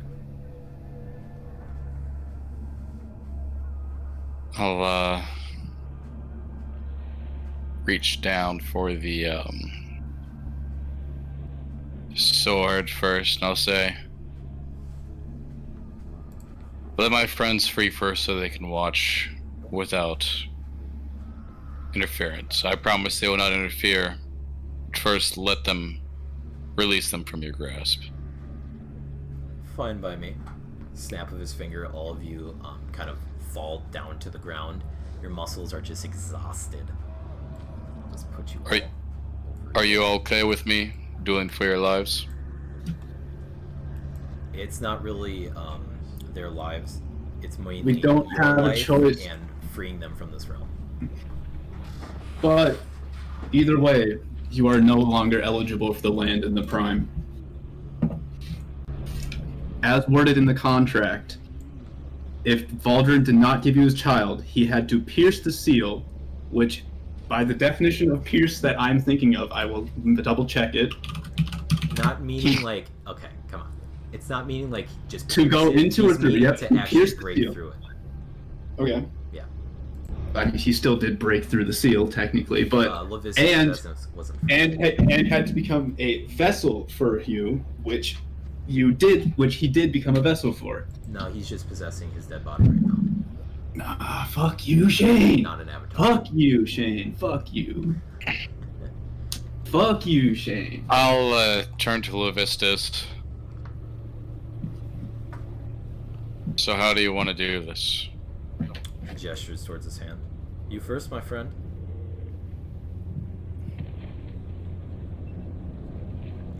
Your turn. Swords only, or are we allowing for magic as well? Well, I won't be using any sort of magic. I'd always like to give the other person an opportunity, but of course, if you feel it's necessary for yourself to win, go ahead.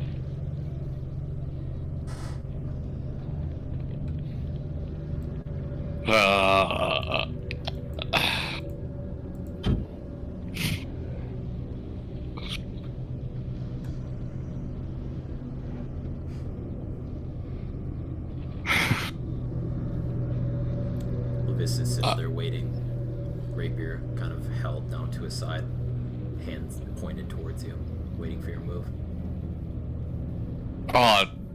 Can you remind me of the stakes again? If I lose, all of us are damned to hell. No, if you lose, you're dead and the others are stuck here. If you win, he'll let you leave because he's pretty confident that you can't stop him now. He'll probably throw you somewhere random. But, At least we'll be alive. I mean, you guys will be alive anyway. John, you've angered the wrong people. I don't know how I've angered the wrong people. Anyways, I'll say, before we start this, I'm still a little confused how you plan to actually enact your plans. As far as I'm concerned, or as far as I'm aware, you're still actually entombed in that ice down there. He just shrugs. It's a shame I can't fully leave the tomb just yet, but my plans will still continue on as they would anyway. I'll just be at a disadvantage, but it's more fun to the game, is it not?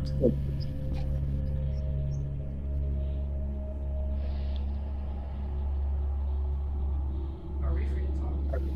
I mean, yeah, you guys are just sitting there.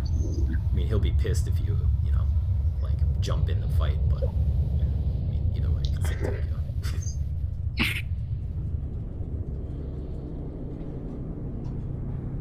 I'll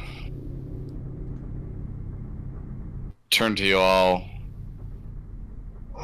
one time and oh fuck, I can't even say that. As you turn and look towards them, you see the retina scrying eye still sitting behind them all.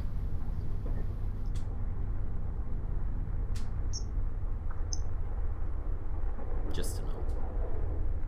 Just to note, the retina's watching. Give me 1 second while I message Shane. Levistus is still standing there waiting for you. He's been waiting centuries to duel somebody, man. He can wait a little bit longer.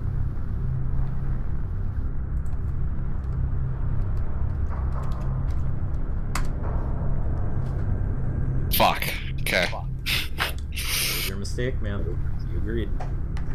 Yeah, I know.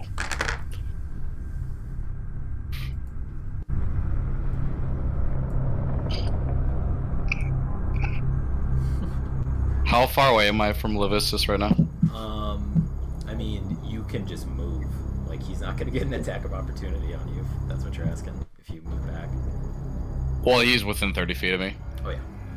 Like, Okay. I have you guys currently sitting 5 feet from each other. Okay. Let's see. Alright. I'll, turn to you all one last time, and instead of what I was originally going to say, because like, apparently I can't say that, I'll say, thank you. And I'll Misty Step behind Levistus. Okay. And I'm going to dual. I'm gonna double hand it. Yep. And I'll attack with a Baki's Torment. Okay. Roll the hit. Do I get any advantage for catching him off guard? Wouldn't call it off guard, but Or for teleporting behind him? no, this is an anime. He doesn't get a nothing personnel bonus. God damn it. Hold on, should I do this in Dice Mated? Do you want me to do this in Yeah. Dice Mated? Oh, Dice Mated kind of fucks me, but I mean, yeah, or everybody can watch you fail either way. I just don't want to. I don't want to roll a natural 20 and have you be shit. I feel like I cheated you. I mean, now that you say that, if you roll a natural 20, that makes me sus. Then I Alright. wasn't even. It's your call. You Alright. can live stream D&D Beyond. You can roll on your own. You can do Dice Made. Alright, y'all watching? What's Yep. your just to ask, just so I can run the numbers in my head, John? What's your bonus to hit? 9. +8. Plus 8. Okay, Is it even possible for me to hit him? I can't say that. Jesus Christ. Oh, you're live streaming? I thought that was a natural 1. Oh, damn, I thought that was one too. So 15? Oh, that's my first attack. Okay, so first one, Levistus quickly raises his rapier from behind him, puts it down to block the cut from behind. Oh my god, I thought that was a natural 1. I almost fucking freaked out. Oh my, I would have just ended you right there, man. That would just Alright. I would have killed you before the end of this, make me kill you. Second attack.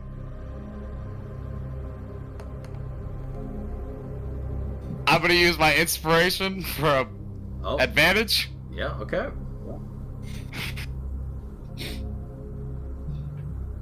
I'm so scared to press this button. Gotta press it at some point, man.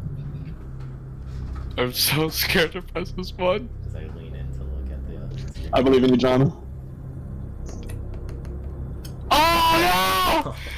No! I thought it was a natural 20! That was fucking, It was so that was close! fucking close, man. It You, was so... you rolled a 7, an 8, and a 9. Yeah, It you was should be proud of so that, man. close to a natural 20! Second attack, as Levistus blocks the first one and you wind back to cut at him from the side, he fully turns in an instant and parries you. Is that the end of your turn? Yeah.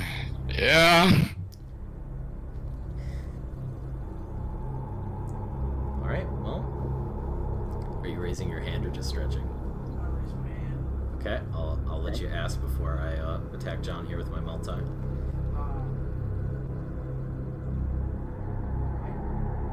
don't want others. Then just message me.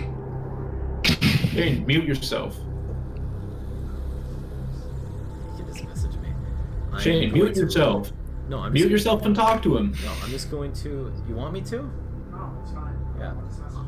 Yeah, while you wait for Charlie's message, I'll roll my first attack. Okay. John, what's your AC? What do you roll? I'm waiting to tell you until Charlie... Oh, is your AC 16? My AC is 16. Okay.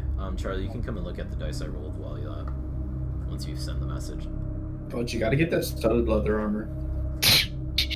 Well, Shane, I think you might know what I want to do here. Oh, wait, shit, your dexterity's not 5.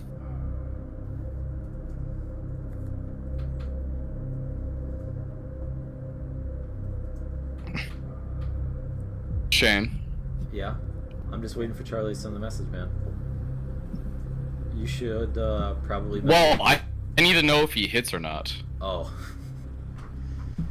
Would you like to come see what I rolled, Charlie? What? Would you like to come see what I rolled? Yeah. Also, I sent the message. You can just give me a yes or no. Don't say what,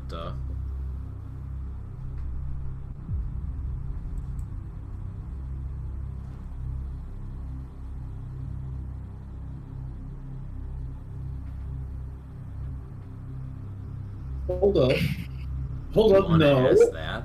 What did that say, John? You wanna... Are you sure? I want you to rethink things before you say it. I want you to think about what you're asking.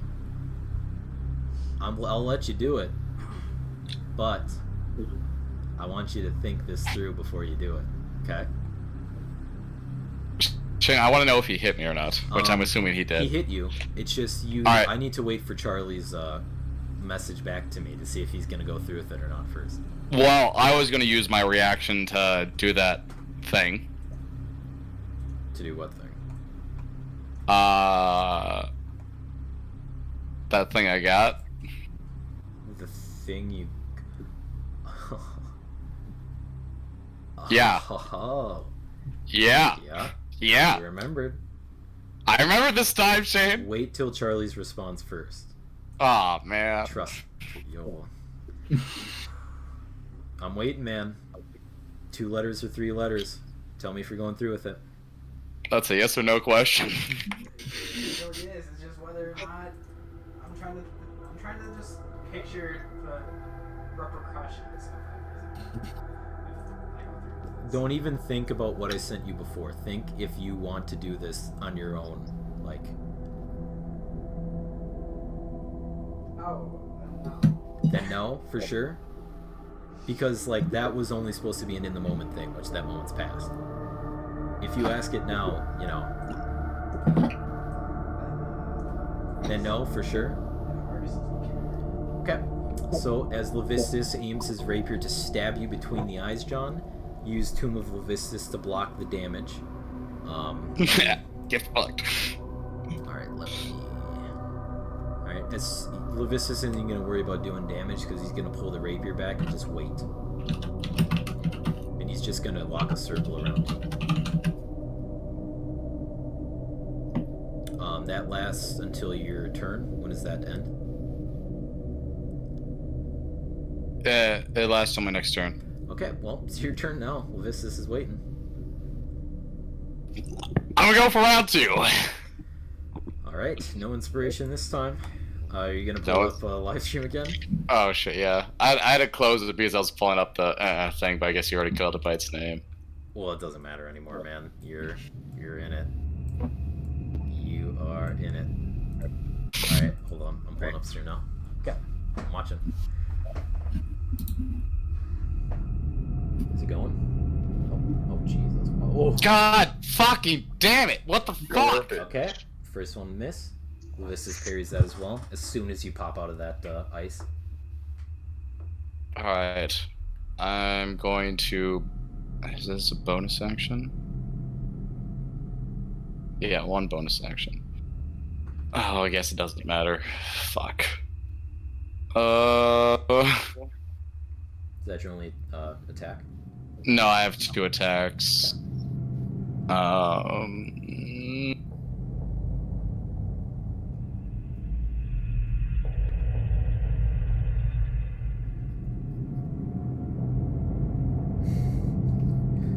You're trying to find something to get out of this.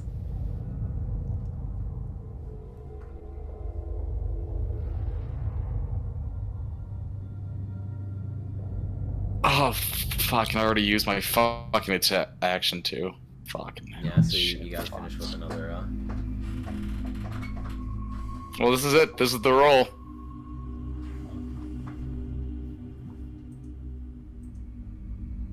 Are you gonna click it? Just double checking.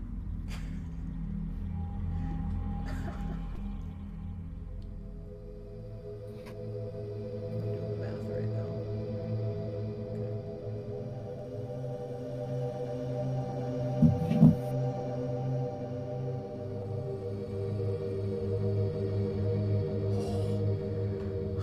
I thought it was 18. Second attack, go right towards Levistus. That's why I'm never using a fucking piece of shit online dice again. It's fucking bullshit.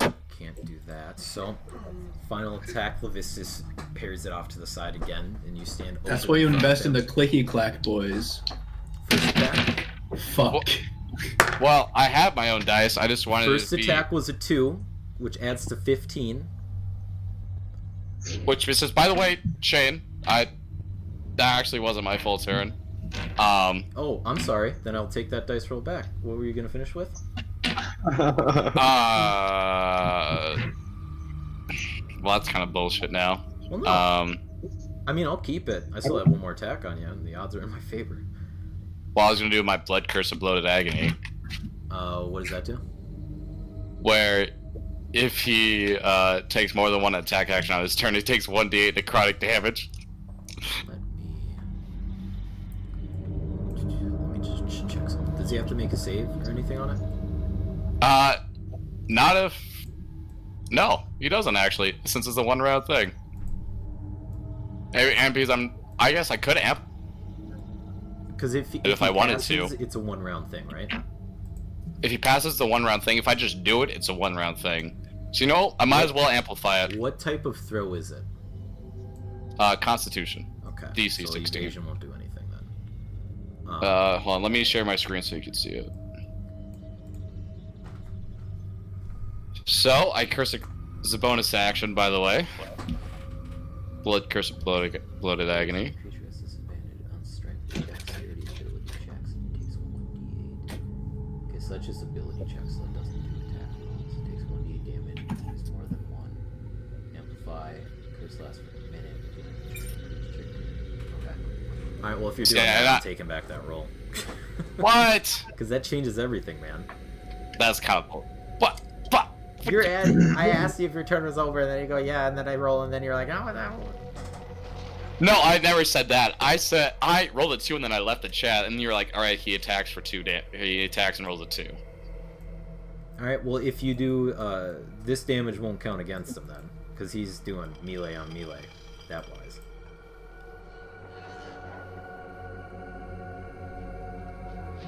You know what? Just fucking hit me. Let's just get this over with. Are you sure? Well, what's it going to change? I mean, you've been doing a pretty damn good job so far. You've made it a turn longer than I thought you would.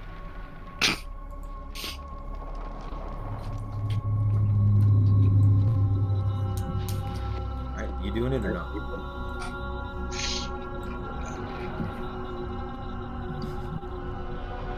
John?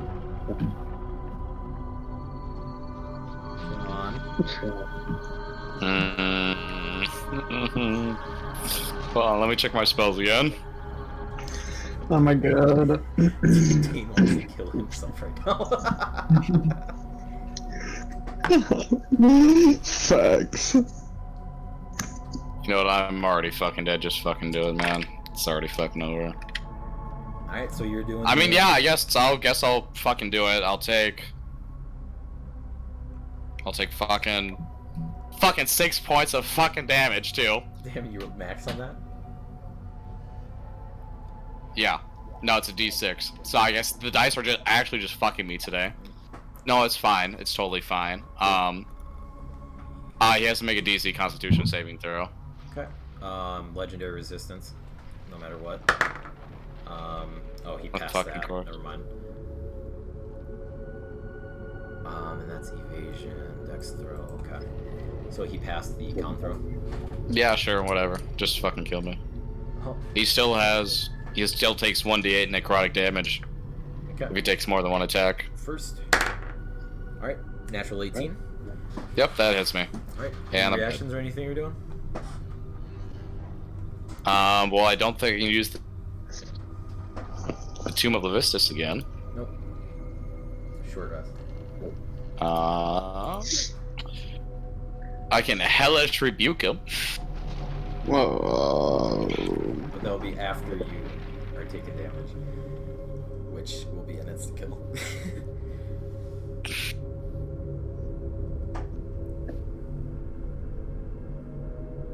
I mean, unless you got anything I can do, Shane, I'm dead. Click on actions and click your reaction to see what you have.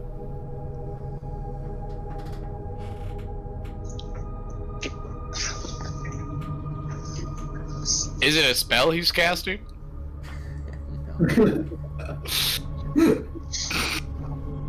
Alright, well, going through with it. Wait. After you throw that, the curse on top of Levistus. Wait. You're not making an opportunity attack. You can use your reaction to make an opportunity of attack. It's not an opportunity attack. Yeah, you're right. Yeah, I'm just dead. Um, You're right, I'm dead. Well, GG, guys.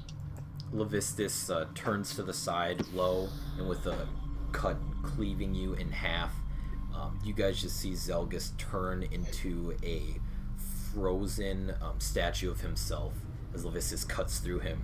As he turns around and places the rapier inside of a hilt on his side, Zeilgus crumbles into 1,000 different crystalline pieces on the ground. All of him, that is, except for his hand, which hits the ground and just lays there. The one with the ring on it. Well, guys. Levistus turns towards the rest of you and just goes, well, he fared better than I thought. How could you do that? He smiles towards you and he just goes, I'm a devil, darling. Of course I do that. Levistus's attention, focused on you, Glandor, quickly turns as a black void opens up from behind him. The ball of darkness quickly fades as you guys recognize it as the teleportation spell. A female drow walks from it. Drada Vrianlir walks straight towards Levistus, a neutral look on her face. Levistus smirks and approaches the drow. When the two are within feet of each other, the Devil Lord grabs her from the waist and pulls her close. He leans in for a kiss, but Drada diverts her face away, instead whispering something into his ear. Levistus' smirk fades and he pulls away. I know, my dog. I was just getting ready to depart. Levistus turns away as Drada's form changes. The drow's original form fades as what was once the female drow now shows a humanoid leopard-looking fiend. She still holds a feminine look despite her new animalistic features. A long red robe covers most of herself as iron shoulder armor sits above her chest. Two curled ram-like horns sit on her temples as Drada turns towards the group, eyeing them. My part is finished. Sorry, that was Levistus' voice. My part is finished, while yours still has yet to come to fruition, devil, Drada says, looking towards Levistus as he prepares to leave. Such a menial task, my love. Are you sure you want to appreciate something more promising? Levistus smirks and winks at Drada, but she doesn't give a response. Well then, your master doesn't seem too hard to please. No matter. In a day or two, your wish will be granted. Levistus gives you all one last glance before teleporting away as he looks towards you all and gives a big smile. Goodbye, gentlemen. I hope you don't stay alive for too long down here. I have a realm to conquer. Levistus, in Baldrin's body, teleports away, leaving you all, Drada, the retina's scrying eye, and Zeilgus' hand remaining. Drada gives one last glance towards you all before she teleports away as well. A look of sadness seems to be held on her face. After a minute or so, Levistus' hold over all of you fades as you feel his presence leave. The overbearing sense of evil that once you felt control over all of you dissipates. You all stand, and as you do so, the retina's scrying eye disappears. What do you do? Zeilgus' body is ashes. It's fine. Walk to Zeilgus' body. Approach that hand. Okay. That hand Okay. Alright, before you can pick up the hand, it springs to life and grabs your ankle and grasps it tight.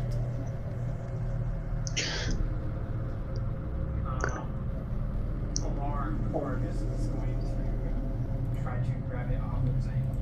Alright, make a strength check.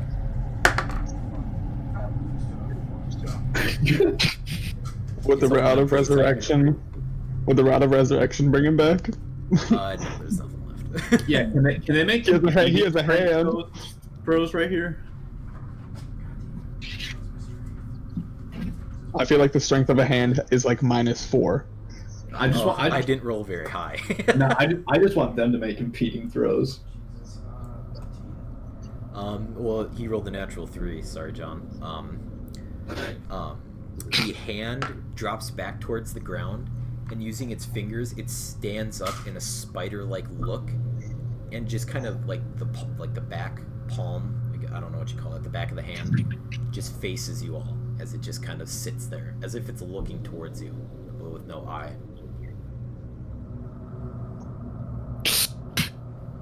The sense of corruption that Levistus once held is completely gone right now. Because he's not in the plane anymore. I don't think. Well, not mostly. The hand obviously is trying to show us something. Where are you going, boy? The hand just latches onto your forearm. You don't get a sense that it's trying to show you something. It just wants... I'm just gonna let it hold on to me. Okay.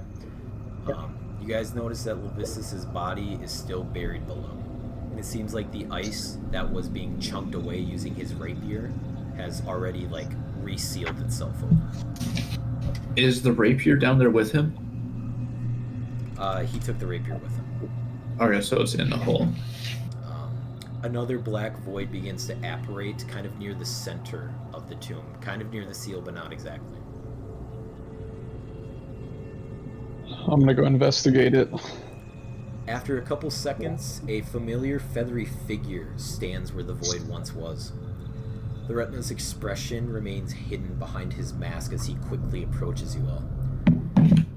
Quickly, everyone, grab onto each other!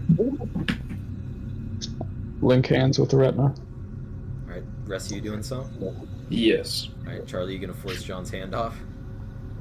Are you gonna try and force his hand off, or let it happen? Alright, the retina casts plane shift and takes you all out of Stygia. The retina plane shifts you all back into the main chamber of Bakia, where you most of you once stood. Yeleven and, well, Zeilgus haven't been there before. Well, I don't think it matters to me. Yeah. Several eyes are running around the room on their daily duties, and as they see you all kind of fall and collapse into the chamber, they all stop and stare with horror at you all as the retina takes a couple steps back. Each of you turn to look at each other, seeing what they're trying to look at, and then you quickly realize that they're glancing at all of you collectively. with the once great heroes that saved their kingdom. Glandor acts as the basis for the rest of them, as he looks completely the same as he did when he left Bakia, besides given a few wounds and scars that he holds as trophies on his body.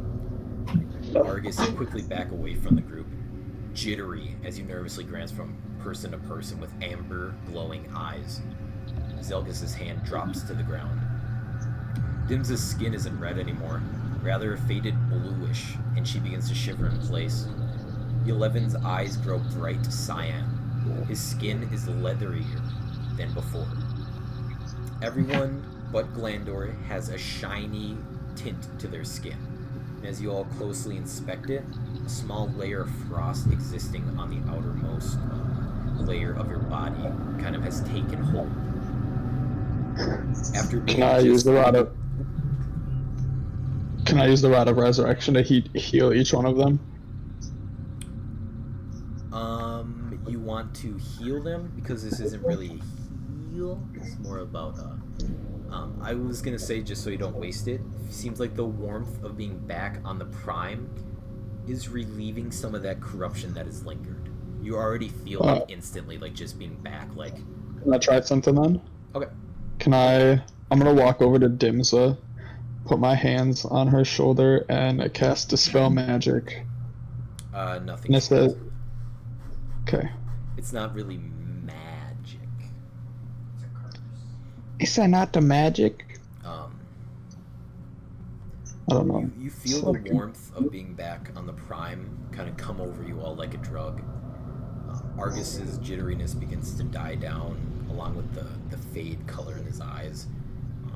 Jonah's skin Yeleven's skin begins to smooth out a little more, and Dim's skin begins to return a little bit back to shade. You're no longer in hell. The voices no longer try to reach out to each one of you individually, trying to corrupt you. You all have survived. Well, that is until you look down towards Zeilgus' hand. The hand is kind of just scooting back from area to area, just kind of without direction. As you look in on it, it looks like the ring is glowing bright, seems to be fighting off something from the hand itself. But as you guys kind of stare at it, and kind of focusing closely upon the hand, something off-putting kind of takes your full attention as you look at it. As what was once the hand has now become a forearm. As you can see veins and skin begin to slowly craft itself on a bone that slowly begins to form out from the emptiness that was once there.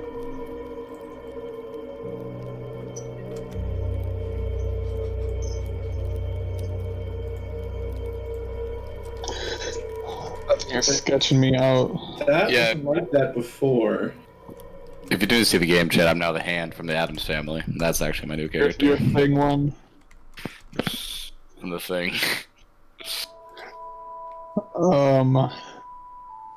We need to rest and get food in us and take time to get back to normal after being in hell for so long. Alright. With the final minutes left of this session, if there's anything you gentlemen would like to do or say, now would be the time. I fucking told you guys! Told us what? That Baldrin had a plan, but no, Baldrin's not to be trusted. Oh, should I just end the session now and talk freely? Paladin, No, this is in game. Oh, okay. Just making sure. you didn't want me to kill Baldrin. He needed to die. We had 6 horrors around us and an ancient white dragon that had just decimated one of our friends. If we hadn't decided to go against him, then they wouldn't have cared. They wouldn't have fought us if we just said, oh yeah, we're friendlies, we'll help you break it out because you know what you're doing. Yeah, if he would have broken him out, then we would all be serving Levistus. If we hadn't killed Baldrin, then none of the Prime plane would be under Levistus' control or subject to Levistus. But because we killed Baldrin, the Prime is now subject to Levistus. A little more specific than that. He didn't mean exactly the Prime. What two places did it's just- Baldrin have control over? Yeah, it's just Like a right The to- Nut Royal his, area or whatever. his Baldrin's lands are now under Levistus' control because we killed Baldrin. Yes, and what else was added to that, Jonah, at the end of that? It was Baldrin's lands and all of Levistus' lands that are all of Levistus' previous lands that had become Baldrin's, I think. Okay. Where is somewhere that you know an Archdevil has been?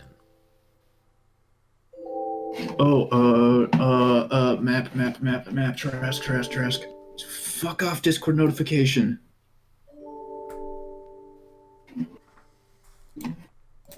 Wrong map.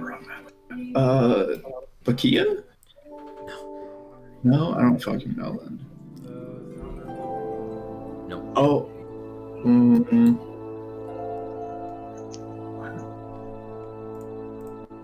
You guys have made comments about it 50,000 times.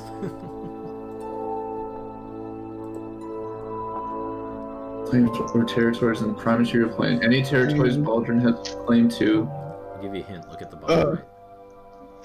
Well, that's Anako.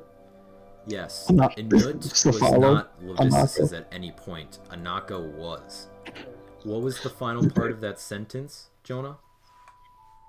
Reabsorbed into Archduke Levistus' realm. What did you guys see midway through Levistus' talk out over kind of like the empty expanse of Stygia that started glowing? land falling. Oh, is Nako just in Stygia now? Oh, nuts. That's. Oh, fuck.